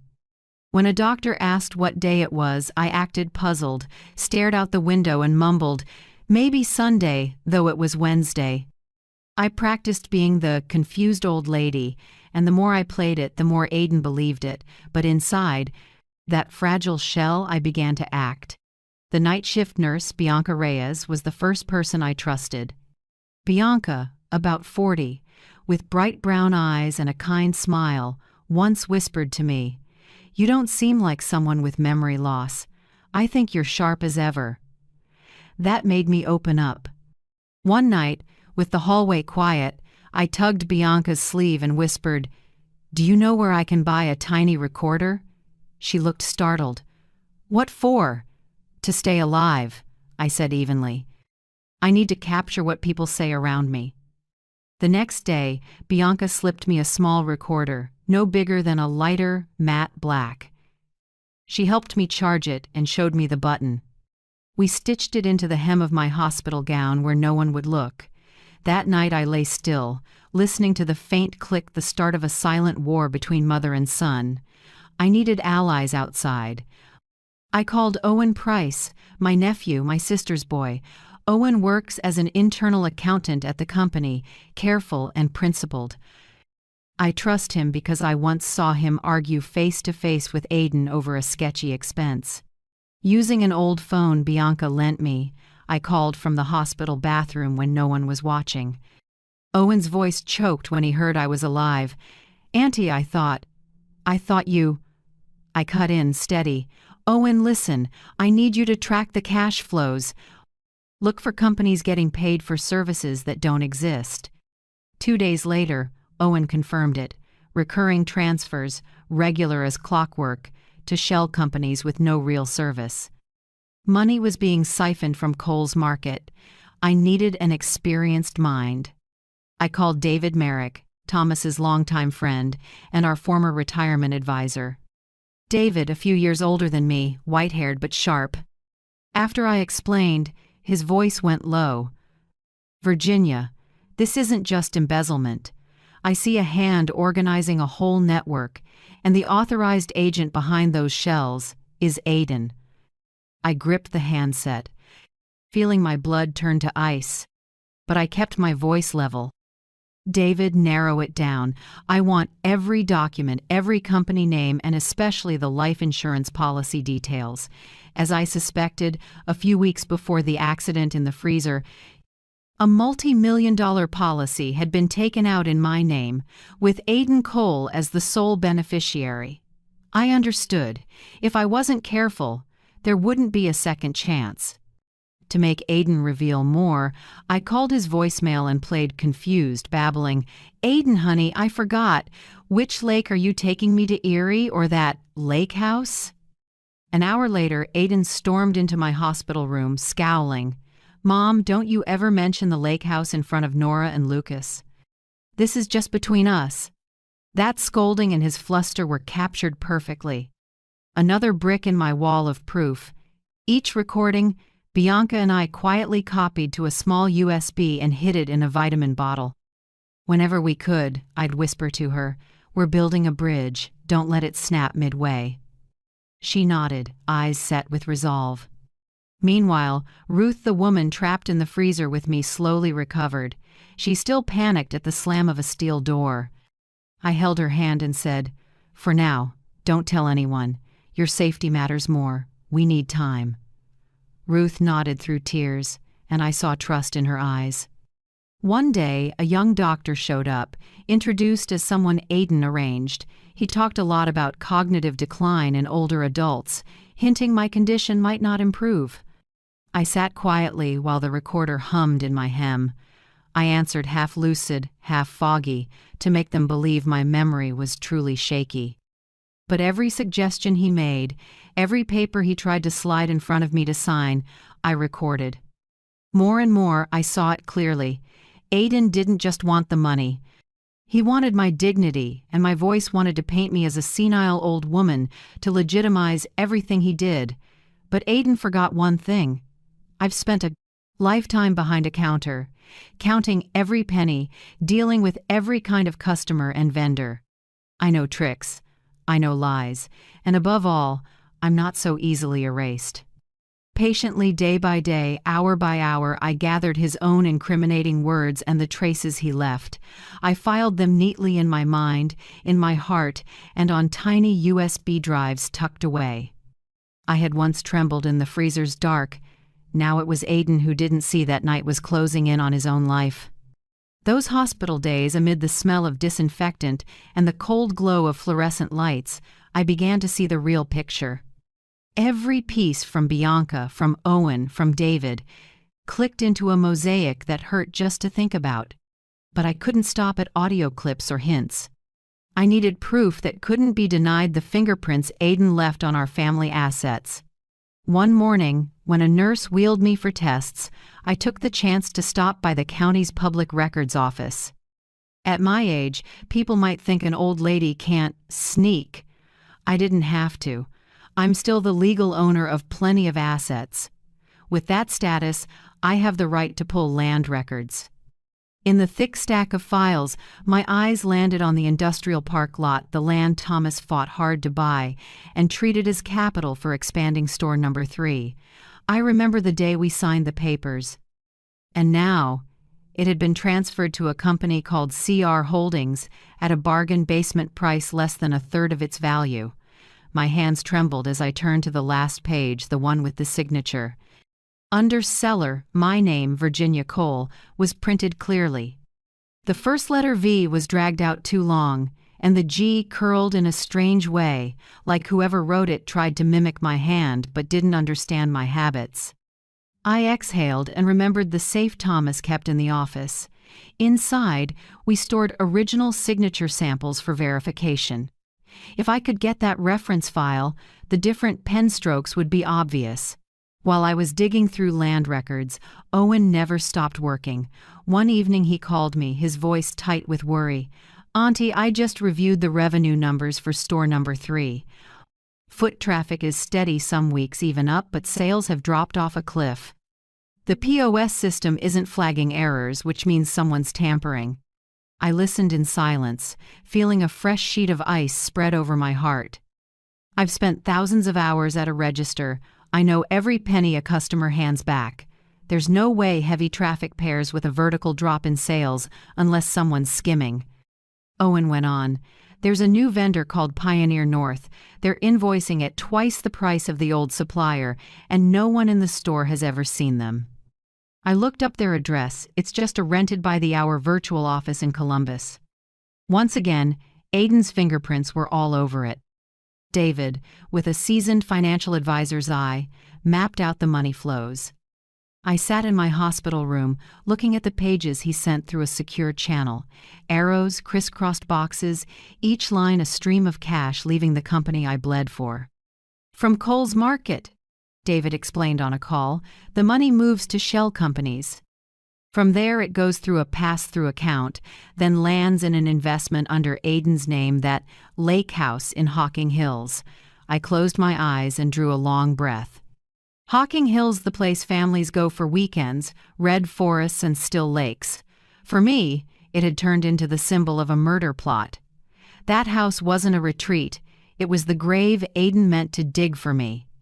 I knew I had to get Aiden talking, to make him expose himself.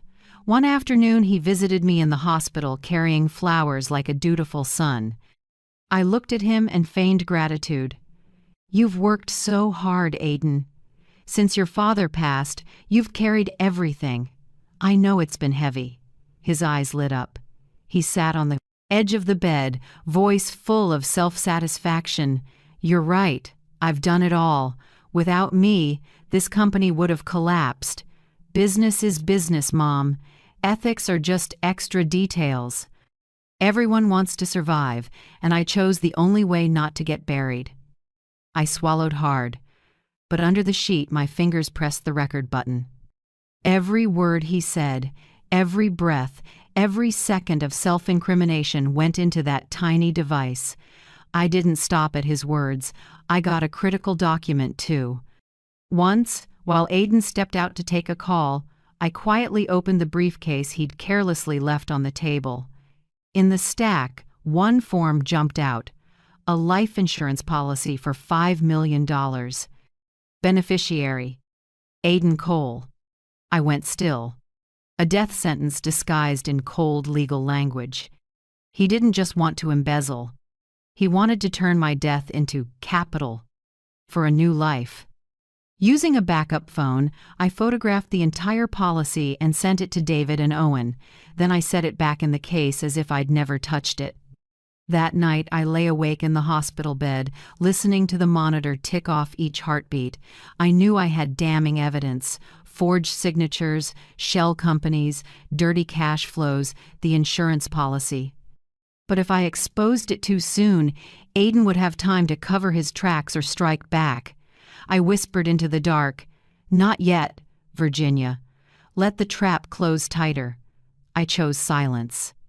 I chose to let him believe I was weak, confused, harmless. Meanwhile, each piece of evidence stacked into a wall, waiting to collapse on the head of the unfilial son I once loved without limits. When I turned to Ruth, the one still shaken by the freezer's cold, I just squeezed her hand and said, "Don't be afraid. The truth will come out. But right now, we wait. We wait for the right moment." She nodded, eyes wet. I knew I was comforting her and myself. Ahead lay a battle only beginning, and I, a 72-year-old woman, would have to see it through, not just to save myself, but to protect the honor of a lifetime's work and a man already gone. The day Aiden walked into my room, his polished shoes clicking softly on the floor, I knew what was coming. He sat in the chair by my bed, smiling like a dutiful son, and spoke slowly. "Mom, I think it's time you left the hospital. The air here is stifling. I've set everything up at the lake house. You'll rest there, no one will bother you." I tilted my head, playing confused. "Lake house? Oh, right, I guess. If you've arranged it, I'm at ease. But I want a private nurse by my side. You know I forget. I might fall." He nodded, eyes flickering. I could see he didn't want an outsider, but he couldn't refuse outright. When Aiden left, Bianca came in, drew the curtain, and checked the IV. I leaned toward her and whispered, "Tomorrow he wants to take me. He keeps calling it the lake house." Bianca tightened her grip on my wrist, her eyes darkening. "You can't go alone. I'll attach a tracker to your hospital card. Wherever he takes you, we'll know."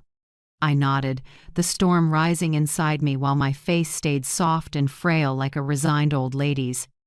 That evening I practiced my role harder. When Aiden returned, I held his hand and smiled blankly. "You're so capable, Aiden, just like your father used to be. You make me feel safe." His eyes brightened, then dimmed. His voice dropped with a hard edge.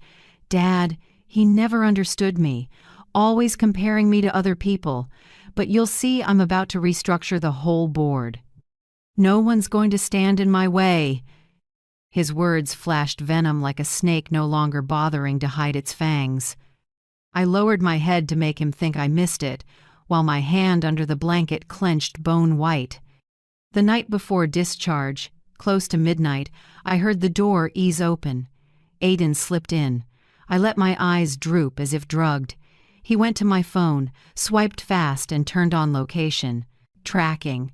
I heard the faint beep when he enabled it. My heart pounded, but my body stayed still, my breath even like a deep sleeper.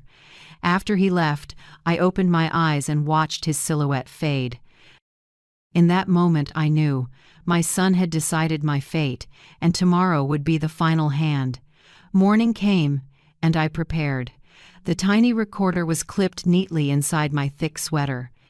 Every move, every breath, it would catch. I tucked the USB with all the evidence into the base of my cane where no one would think to look. Nora and Lucas, my other two, called, begging to bring me home. I swallowed and refused in a feeble voice. "I know you love me, but let Aiden handle it. I don't want arguments. I'm tired." I heard their worry and disappointment, and it cut like a knife. But I couldn't blow the plan. One small slip and Aiden would smell it. That afternoon, Owen visited. He sat on the bed's edge and whispered, "You're really going with him?" I nodded, staring off. "It's the only way to make him say it himself. Follow at about 3 miles. And remember, call Sheriff Grant Holloway only when you hear the exact signal." "What's the signal?" I gripped Owen's hand. "When I mention Airy, you'll know it's time." That night I lay in bed, strangely calm. After months of trembling, the truth had turned me to stone. I ran the evidence sequence in my head. Forged signature on the land transfer.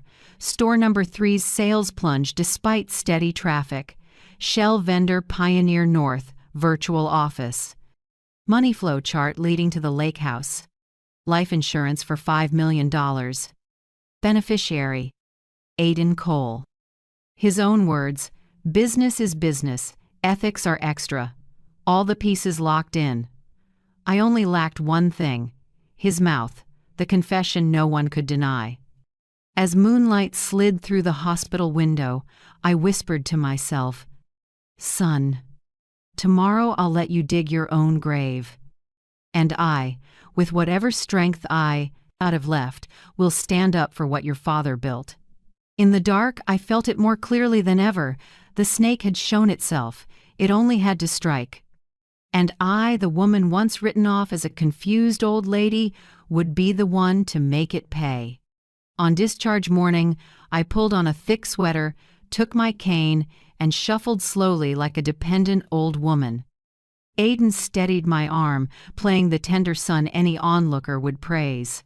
only I knew the impatience in his eyes wasn't love, it was the urge to finish the game. A glossy black SUV waited at the exit. The door shut, and I sat in the front seat, hearing the cold click of the seatbelt. Aiden started the engine, turned the wheel hard, and we pulled away in silence. I tilted my head and feigned a dazed stare, but my eyes tracked the route. At first, we followed the highway, the same road I'd driven countless times on deliveries. I remembered each mile marker, each gas station. But after about 15 minutes, Aiden suddenly turned onto a narrow lane, a rutted red dirt road full of potholes. I hesitated, voice frail like a muddled old woman. You said Hocking Hills. This road doesn't go there. Aiden smiled, but it was a tight, hard smile. Shortcut, Mom. I know this road. It'll be faster. I nodded, eyelids drooping like I didn't care. But in my head, I counted every mile marker, every big shrub along the shoulder, the same habit I had years ago behind the wheel of a delivery truck, crisscrossing the state. Count to remember, to keep from getting lost, to hold on to any scrap of control. In my coat pocket, the secret phone buzzed once, barely. I didn't pull it out, just tilted, palm pressed against it like an accident. The signal said, Owen and David Merrick were tailing us. Sheriff Grant Holloway had been alerted. Patrol cars were staged along the route. That small comfort steadied me. I knew I wasn't alone. The dirt road stretched forever, dust caking the windshield. After a bend, a derelict farm appeared, a rotting wood house, rusted tin roof, a patchy yard like clawed animal hide. Beside it, an old concrete well covered with a cracked, half-rotten plank. We stopped. Aiden cut the engine and turned to me. The fake smile was gone, replaced by a cold, stripped-down stare. Mom, he said slowly, you're too stubborn. I thought the freezer would teach you the lesson. I drew a long breath and sat up straight. The flimsy mask I'd worn for weeks slid aside. My voice came out clear, even, you just confessed, Aiden. He lifted a brow, surprised for a beat, then laughed dry, like stones rolling on steel. Confessed? So what? You've lived too long. This company needs a jump. Once you're gone, the insurance makes us whole. I'll take Cole's Market to the next level. That's the real legacy. I kept my hands from shaking, thumb brushing the recorder clipped inside my sweater, making sure every word he said was safely saved. Outside, wind swept the yard, kicking up a brown haze. I looked straight into Aiden's eyes and saw a stranger, nothing left of the little boy who once hid behind my skirt. Only a cold man drunk on the fantasy of power. You call that a legacy? I said softly, almost a whisper but loud enough. A legacy built on your mother's blood? Aiden shrugged and jutted his chin toward the ruined house. Blood or sweat, what's the difference? Business is business. The strong live, the weak disappear. That's it. My heart cinched tight, but on the surface I stayed calm. I had prepared for this moment. Right then, a different sound rolled in from a distance. Multiple engines, echoing down the narrow dirt lane. Dust rose like a pale cloud, then headlights cut through. Aiden scowled, sprang from his seat, eyes narrowing. Who's following us? I smiled quiet, threaded with pain and pride. People who believe me, son. He snapped toward me, eyes burning, jaw locked. I knew his mind was sprinting for an escape, but every exit was blocked. In that instant, something in me loosened, not because I was about to win, but because the truth was finally in daylight. All those years of patience, love, and bottomless hurt led to this minute. The snake had shown its fangs, and that venom would be the proof to finish him. Sirens wailed. Red and blue lights washed across the wasteland of a yard. I sat still in the passenger seat, hand resting on my cane, listening to tires bite into dirt. Sheriff Grant Holloway and 2 deputies stepped out, their tall shadows cutting through the dust. Owen jogged up from the car behind, a memory card clenched in his hand, the sum of weeks Bianca and I spent quietly recording. "Mrs. Virginia?" Grant nodded to me, then faced Aiden. His voice was steady, firm. "Aiden Cole, you're under arrest for suspected attempted murder, financial fraud, and document forgery. You have the right to remain silent. Anything you say can be used as evidence in court." Aiden ripped his hands off the wheel, face flushed. I watched his forearm muscles strain like he might bolt. He growled, "You've got nothing. It's all lies from a senile old woman."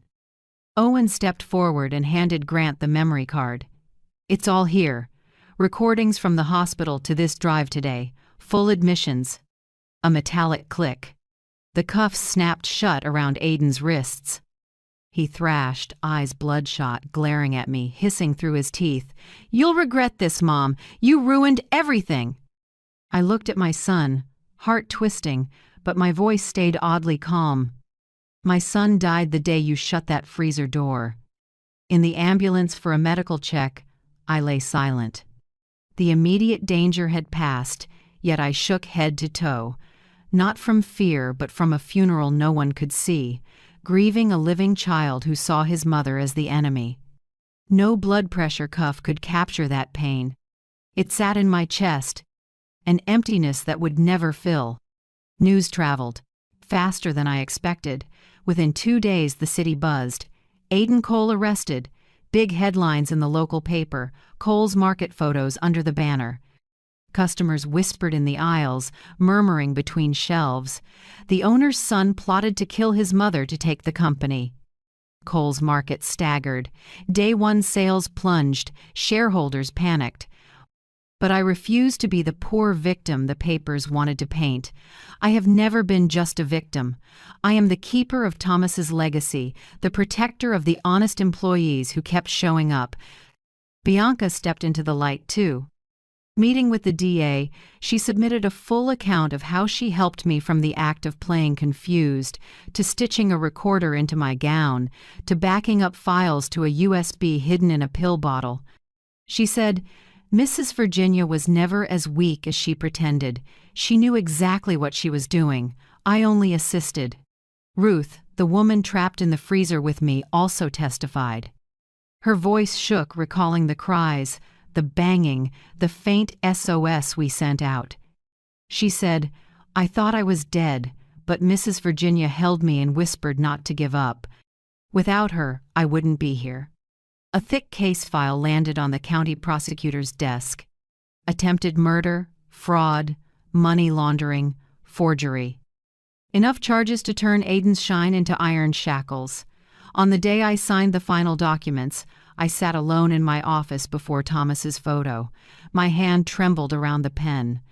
I knew every stroke would push Aiden deeper into the system. Tears surged. I bit my lip until it bled. "I've done everything to protect this family," I whispered to the frame. "But our son chose betrayal." I broke down once, only once, then wiped my face. From that second on, I sat upright and opened the recovery plan file. Pages crowded with notes and red marks, the only path to keep Cole's Market from sinking. My first day back at headquarters, walking into the conference room, everyone stared. Some lowered their gaze, some looked away, some cried. I smiled, voice firm. "I'm not here to mourn. I'm here to continue. Cole's Market does not die with Aiden's mistakes." That night I went home and sat alone in the living room. The clock struck 12. I laid a hand over the ache in my chest. The pain hadn't left, but my hands were steadier than ever. I knew I had to keep going. For Thomas. For my other children. For the hundreds of employees and customers who trust us. And most of all, for my own dignity, a woman nearly 8 decades in, who's tasted sweet and bitter, and never once let anyone define her by the word victim. I knew some moments aren't just to survive. They're meant to be carved in stone. For me, that was the next morning, the company's anniversary, the business Thomas and I built from a corner store. I chose that exact day to come back, to turn the annual meeting into a public reckoning for those who betrayed our legacy. From the moment the car stopped at headquarters, the air felt heavy. In the hallway, employees' eyes flicked over me. Respect, pity, fear. I walked slow but solid, cane tapping. A navy blazer on my narrow shoulders, the silk scarf Thomas once gave me at my neck, a reminder he still watched every step. The conference room was packed. Directors, managers, key staff. In the back row stood veteran floor workers, the ones who hauled the first boxes with us years ago. At the head table, they'd set a small side chair for me, like a decorative piece. In the middle, the chair's seat, rightfully mine, was already taken by one of Aiden's loyalists. I went straight there, ignoring the startled looks. The man jumped up, stammering, "Mrs. Cole, we set a seat for you over there. It'll be more comfortable." I planted my cane on the floor, voice not loud but carrying, "Most comfortable for me is this one. This is the chair's seat. As long as I'm alive, it's mine." Silence dropped over the room. I opened like the old meetings. "First, thank you all for being here. Together we've been through everything from a small family shop to one of the state's largest supermarket chains. Cole's Market has always stood for honesty, hard work, and responsibility to our community." Faces softened, a few scattered claps. I paused, then shifted tone. "And today I have to say something painful. 40% of this company's assets have been siphoned off over the last 3 years." A low roar of whispers. I signaled to Christopher and Owen. They handed out thick bound packets to everyone. I continued, steady, like reading straight from my heart. "Inside, you'll find the map of money flows leaving the company through shell entities. Here is the forged signature used to sell our industrial land for pennies. And here is a life insurance policy for $5 million with one beneficiary, Aiden Cole." On the left row, 3 directors who had signed those sham contracts all stood up at once. Their faces went pale, lips trembling. One tried to walk out, but the back door had been locked by internal security. I stared straight at them without blinking. Then I nodded to the tech. The big screen lit up with an audio clip. Aiden's voice echoed through the room, cold and bare. "The freezer. Fast. Not much pain." The whole room groaned. Some people covered their mouths. A few sobs broke from the workers in the back rows. I could hear each heavy breath bouncing in my chest. I stood, braced both hands on the table, and said loud and clear, "From this minute, I declare, the current board of directors is suspended. I'm granting emergency authority to the financial and legal recovery team to put Cole's Market back on the right track." Chairs scraped everywhere. The faces that had thrived under Aiden scrambled to argue. But right then, the door opened. Sheriff Grant Holloway walked in holding a stack of arrest warrants. 2 officers moved quickly behind him. "Those 3," he pointed straight at the directors, "are under arrest for aiding and abetting fraud and attempted murder." Handcuffs clicked. They dropped their heads as they were led past the rows. I watched them go, my heart aching yet lighter. The last abscess had finally been cut out. I turned back and swept the room with my eyes. "If you can hold to the ethics of our trade, if you can stay honest, stay with me. If you can't, leave this house right now." A minute of dead silence. Then, from the very back, the old-timers, the folks who once stocked shelves and hauled boxes with me and Thomas, stood and clapped. It started tentative, then rolled forward until the whole room thundered. Tears stung and salted my lips. The people who truly understood Cole's Market, the ones who saw it as family, not just a job, were still here. And they gave me the strength to believe that, after everything, our legacy still mattered. That night, after everyone left, I sat alone in my office with the yellow lamp pooling on the desk. I opened Thomas's old notebook where he once wrote, "We don't sell goods, we serve people." I set my shaking hand on the page and whispered, "Today, Thomas, we won." But it didn't come from scheming. It came from truth and from people. Outside the glass, Coles Market headquarters glowed, and in my chest, for the first time in months, a small light of hope rose up. Suspending the old board was only step one. To save Coles Market, I needed more than speeches and handcuffs. This business is a living body, its arteries clogged with dirty money, fake contracts, and careless hands. If we didn't clear them, it would die. I wouldn't allow it. I signed with Naomi Pierce and Associates, a Columbus law firm known for turning companies around after crises. Naomi, a salt and pepper-haired woman with a quick stride, shook my hand hard. "Mrs. Cole, we've read the file. This won't be easy, but I see a path." In the first week, her team scrubbed every contract. They crossed out dozens of phantom vendors and cut off the shell companies. Real vendors were forced back to the table. Pricing, terms, everything transparent. I sat in the room and listened to every word. At 72, I felt like the young woman I'd been, bargaining down to the penny to protect my family's margin. At the same time, I brought back the people Aiden had pushed aside. Bill Henderson, a 30-year warehouse vet, returned with calloused hands and a mind that remembered every lot number. Marjorie Lane, the manager of store number 3, got her job back after speaking up about the revenue anomalies, and Arthur Grant, the chief accountant who'd retired early over differences with the new leadership, returned to lead reconciliations. When they walked into HQ, I stood to greet them, eyes wet. Coles Market never lost its soul. It was only covered up for a while. Help me bring it back.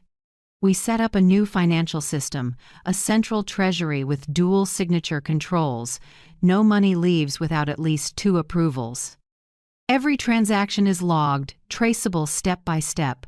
I wanted anyone who dared touch a single dollar at Coles Market in the future to know, your footprints will be stamped where they can't be erased.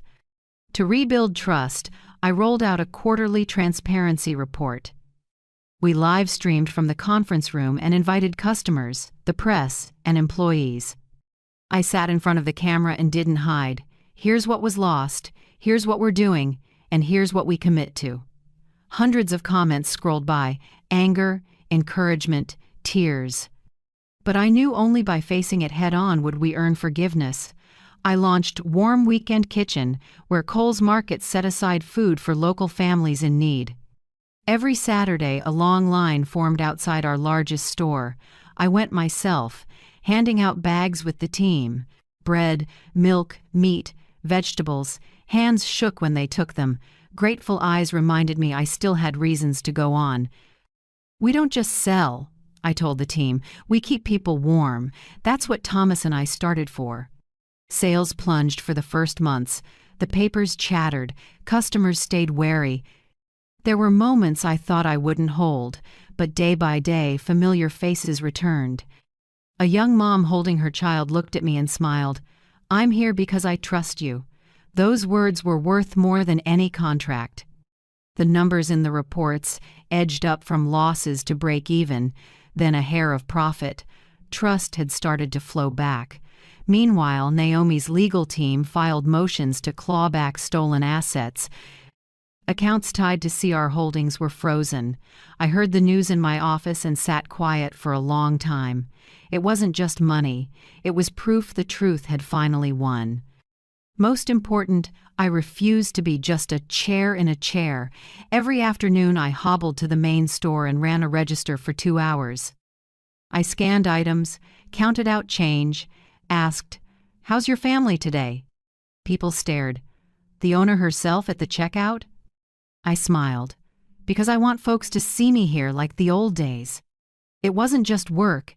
It was a reminder that Coles Market is still a place for families, for community, for real people. On the weekend, when I locked the cash drawer and looked out the glass at the lit parking lot, I realized something. The flow was coming back. The arteries were clearing. Coles Market wasn't dying. It was healing slowly, steadily, and I, with all my lingering hurt, was leading it like before. When the trial opened, I walked into the county courthouse on firm legs, though my heart felt like stone. The gallery was packed, reporters jostled, cameras pointed at me. I didn't care about the flashes. All I saw was Aiden, my firstborn, behind the partition, hands on the table, wearing an orange jumpsuit. His head was bowed, face drawn, but his eyes didn't flicker.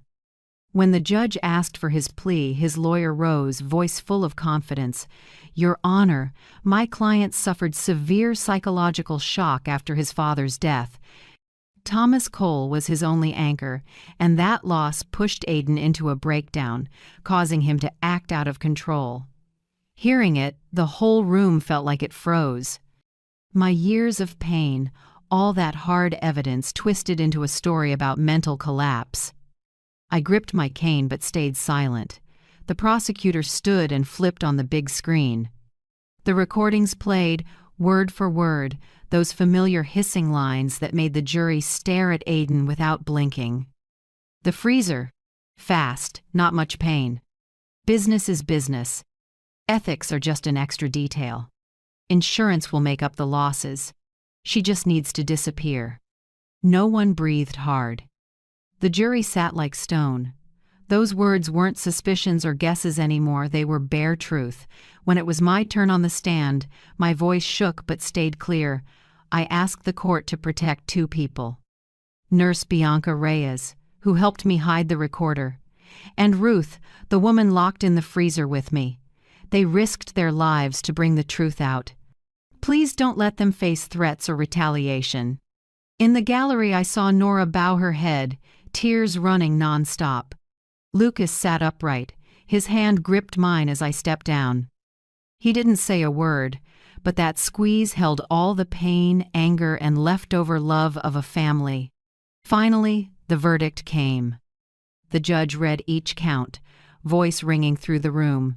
30 years in prison for attempted murder with intent, 12 additional years for financial fraud, money laundering, and forgery. 42 years in total. The number fell like a blade. I sat with my fingers laced, heart churning. Aiden looked up at me for a moment, no rage left, just emptiness. A few weeks later, I went to the prison once, only once. We sat across the glass. I picked up the phone and asked the one question that had lived in me for months. "Why, Aiden? Why that choice?" He looked at me, the corner of his mouth twitching in a bitter, almost smile. "Because waiting for you to die naturally took too long." I set the phone down, no goodbye, no extra words. Walking out through the heavy steel gate, I knew I'd just buried a part of my memory. The 5-year-old who once grabbed my leg and called me Mom. That child no longer exists. I had to lay him to rest inside me, a funeral without incense or flowers. The press kept calling and emailing, asking for interviews, wanting to hear the story of a victim who overcame tragedy. I turned them all down. To everyone, I said one thing: doing what's right is enough. I didn't want to be turned into a pity piece. I didn't want to tie myself to tragedy. I wanted people to remember me as the keeper of Thomas's legacy, the protector of Cole's Market, the person who wouldn't let darkness swallow what we built. That night I went home and stood alone in the kitchen. I opened an old cabinet and took out the blue cooler, the one that used to make me shake every time I saw it. I wiped off the dust and set it on the high shelf in my office, not to hide from it, but to remember. Every time my eyes land on it, I'll remember. I was there. I survived. I stood back up. And I will never let myself be pushed into the dark again. The next morning, like always, I went to the store. I worked the register for 2 straight hours, greeted each customer, counted back change, asked about their kids and their families. People looked at me not as a victim, but as a familiar part of Cole's Market, and I knew that in doing that, I had reclaimed not just the company, but my life. Some losses never fully heal, but some people stay, quietly rekindling a flame from the ashes. After the trial, when everything seemed shattered, I knew I had to look around at the faces that patiently stayed with me in the conference room. the hands that never left the shelves, and the hearts that never gave up. They were the lifeblood Coles Market still had. I decided to promote Owen, the loyal, sharp nephew who can see ahead, to acting CFO. He's young, just 30, but he's already proven himself with transparency and integrity. I gave him more than a title. I gave him my trust. You'll be this company's eyes. From now on, not a single dollar leaves without your signature. At the same time, I formed an internal ethics committee, a small group of longtime employees and store reps with the authority to question any decision, including mine. I'd learned a hard truth. Power without checks can swallow a family whole. Bianca, the young nurse who helped save me with her courage, decided to change careers. I hired her to run safety for the entire Coles system. Her job is to oversee all cold storage operations, make sure every process meets standards, and most importantly, train employees on emergencies so no one ever gets trapped in darkness and cold like we did. Ruth, the woman who once shook beside me in that freezer, became sanitation supervisor for the whole chain. I doubled her pay not as charity, but as the recognition she deserved. I personally mounted a plaque at our largest store. Coles Market thanks Ruth for surviving and for standing up. On reopening day, her eyes were red, and the staff applause seemed endless. I also created the Thomas Cole Scholarship Fund for employees' children. Each child can receive support to attend college or pursue any trade they dream of. I remember Thomas saying, "We don't just feed our family. We plant seeds for the next generation." The scholarship is my way of keeping that promise, even with him gone. At the same time, we launched an anonymous hotline to report misconduct. Employees can call, text, or email without revealing their names. Every report is handled. Seriously, I want them to know their voices matter more than any dry report. On the day we reopened store number 3, I stood at the door watching the line form. We called it a community market. There's a section for essentials sold at cost so families in need won't feel shut out. There's a local produce counter where farmers can bring their vegetables and fruits and have a place to sell. No flash, no gimmicks, just a space that truly belongs to the community. When the new sign lit up, I heard an older man say to his wife, "This is the Coles Market I remember." I smiled and felt my heart warm. Slowly but surely, local organizations returned. Churches ordered bread in bulk for Sunday suppers.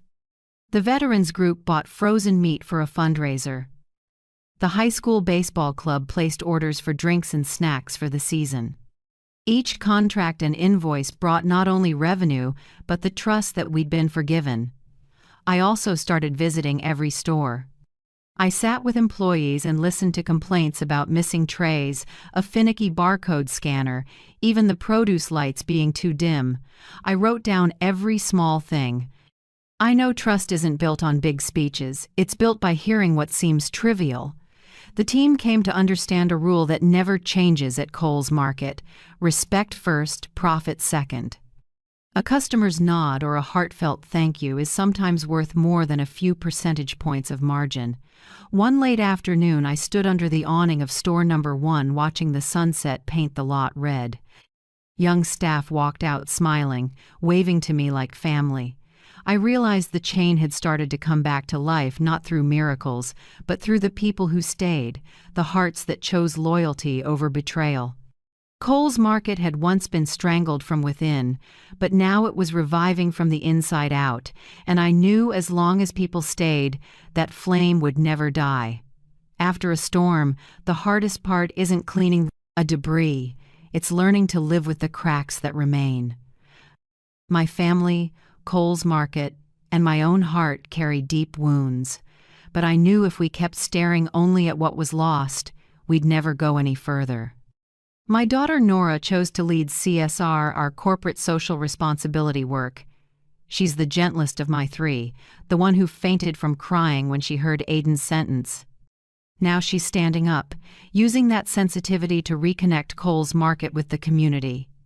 She set up a fund for neighborhood kids, partnered with churches, and launched fair shopping days where staff and customers choose products together from transparent sources. Lucas moved closer to the company too, but not in a core management role. He works as an operations advisor for the in-store restaurant model we rolled out so shoppers can eat food made from local produce while they shop. Lucas knows food. He spent years cooking part-time in school. I saw a light in his eyes as he tested new dishes and realized this might be how he found joy again after all the strain. As for me, I started writing a succession plan. The brutal lessons from Aiden's unchecked power taught me no one, not even me, should ever have one signature decides all. Power must be distributed. Major decisions must pass at least 2 approvals. Employees must have the right to question. I wrote each line in fountain pen, slow and slanted, a promise to the next generation. Cole's Market will never become one person's playground again. We also began another hard journey, family group therapy. The first time we sat in that room, me, Nora, Lucas, and our nephew Owen, none of us spoke for a long time. The therapist asked, "Where would you like to start?" Silence. Then Nora choked out, "Can we talk about shame? About having a brother, a son, like that?" The question cut deep, but it needed to be said. In later sessions, we learned to name our pain, to acknowledge it instead of letting it bleed in silence. We learned to cry in front of each other without shame and to laugh again, even if the laughter was hesitant. For me, after many sleepless nights, I finally wrote a letter to Aiden. I didn't forgive his crimes. I didn't gloss over the truth, but I acknowledged the hurt he carried, the shadow of a father he felt he could never outrun Thomas's shadow. I wrote, "You chose the wrong path, and I can never forgive that. But I recognize your pain is real. You didn't need to become another Thomas. It's a shame you never chose to understand." I mailed the letter. I never got a reply, and that's fine. Some doors close and don't need reopening. Meanwhile, Cole's Market settled back into orbit. Our first post-crisis quarterly report came out. Clean, transparent, not a single shady expense. Market share returned to pre-Aiden levels. Vendors stabilized. Customers kept coming back. Walking through the town's side streets, I heard people say, "Cole's Market stood firm." They made it through. One afternoon at store number 1, I ran into a longtime customer, Martha, who'd bought rice weekly for 20 years. She put a hand on my shoulder, eyes bright. "Thank you for not running away." I squeezed her hand and smiled. "We're neighbors. Where would I go?" That weekend, I went to check the cold storage. Ruth stood there, gloves on, carefully signing the sanitation log. She turned to me with a bright grin. "If you ever left, I think the whole freezer would miss you." I laughed. A real laugh, warm and easy after so many cold months. In that moment I understood, even though my family had lost a piece of itself, even though my heart bears a scar that will never fade, Cole's Market remains. And in that laughter, I knew I wasn't alone. The ones who stayed, Nora, Lucas, Owen, Bianca, Ruth, and hundreds of employees are my extended family. I turned 80 on a crisp fall morning in Ohio. The maples out front were gold, dropping in waves across the brick path Thomas once laid by hand. Time moves fast. Sometimes I swear it was just yesterday we sat in that tiny Main Street room, counting every penny to open our first store. Now, after loss, betrayal, and this strange resurrection, I'm still here, still me, but not the woman I was. People ask me if I have regrets. I just smile. Every pain, every scar, every near collapse, they're proof of the choice I made, not to quit. If you only look at ashes, you only see loss. Look closer, under the ash, and you'll find new shoots pushing through. I didn't throw a big birthday party. I invited my kids, grandkids, a few old friends, and longtime staff to my small house. The meal was simple: roast chicken, a vegetable salad from local farms, and Nora's homemade apple pie. On the table I placed an old photo, me and Thomas standing in front of the very first Kohl's store, the signs still rough, our smiles unaware of any storms ahead. At dinner, Owen poured me a glass of red wine. He whispered, "You saved all of us. Not just the company, you saved our faith." I clinked glasses, looking into the steady eyes of Owen, of Lucas, of Nora. The new generation had grown up. They no longer carried the heavy shadow Aiden once bore. They knew right from wrong, and more than that, they understood the value of honesty. I spent the days after writing a kind of legacy, not just a will of assets, but a record of the values I wanted to leave behind. I wrote about the early days of starting out, the bitter winters when Thomas and I shoveled snow while opening the store for customers. I wrote about mornings starting at 4 a.m. to deliver goods, and the sleepless nights guarding the warehouse for fear of loss.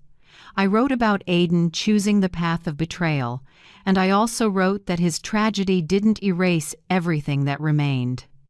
In every line, I tried to plant one thing, that Kohl's Market was never just a supermarket, it was a community built on trust. People could buy the same products elsewhere, but only when they trusted did they choose to return. One afternoon, I sat in my office, looking out the window. I saw Ruth teaching new employees how to clean the cold storage, her voice clear and firm. I saw Bianca beside her checking safety logs, working with a smile. And I saw longtime customers walk in, so familiar that I could remember what they bought the day before just by seeing their faces. These seemingly small things were the new shoots growing from the ashes. I understood that one day I would no longer be here. But by then, Kohl's Market would not collapse again. I had done everything to make sure of that. I often ended my days sitting on the porch, watching the sunset fall over the town. Sometimes an elderly neighbor would stop by, buy a little produce, and stay to chat. Sometimes a young couple brought their child to the supermarket and told me how safe they felt knowing our goods were clean and fair. These stories filled the hollow in my heart, the hollow left after losing a child in the cruelest way. The ashes never disappeared. They stayed there, gray and heavy, but the shoots could not be buried. They still grew, green and strong, in their own way. I am Virginia Kohl. I have lived a life full of storms, building from one corner store to 5 supermarkets, from unconditional pride in a child to the day I had to witness his fall beyond redemption. I did not choose those losses, but I chose to stand, to protect what still held value, and to plant new seeds for the next generation. If there is one thing I want to leave for everyone, it is this. When life throws you into the ashes, don't only mourn, look for the shoots. Because life always begins again in places we thought were dead. And before I close this story, I want to say a heartfelt thank you to you, the one who patiently stayed with me through this long journey. Your presence makes me believe that stories like mine are not only meant to be told, but to remind us all that resilience, trust, and humanity still have a place in this world. Where are you listening from?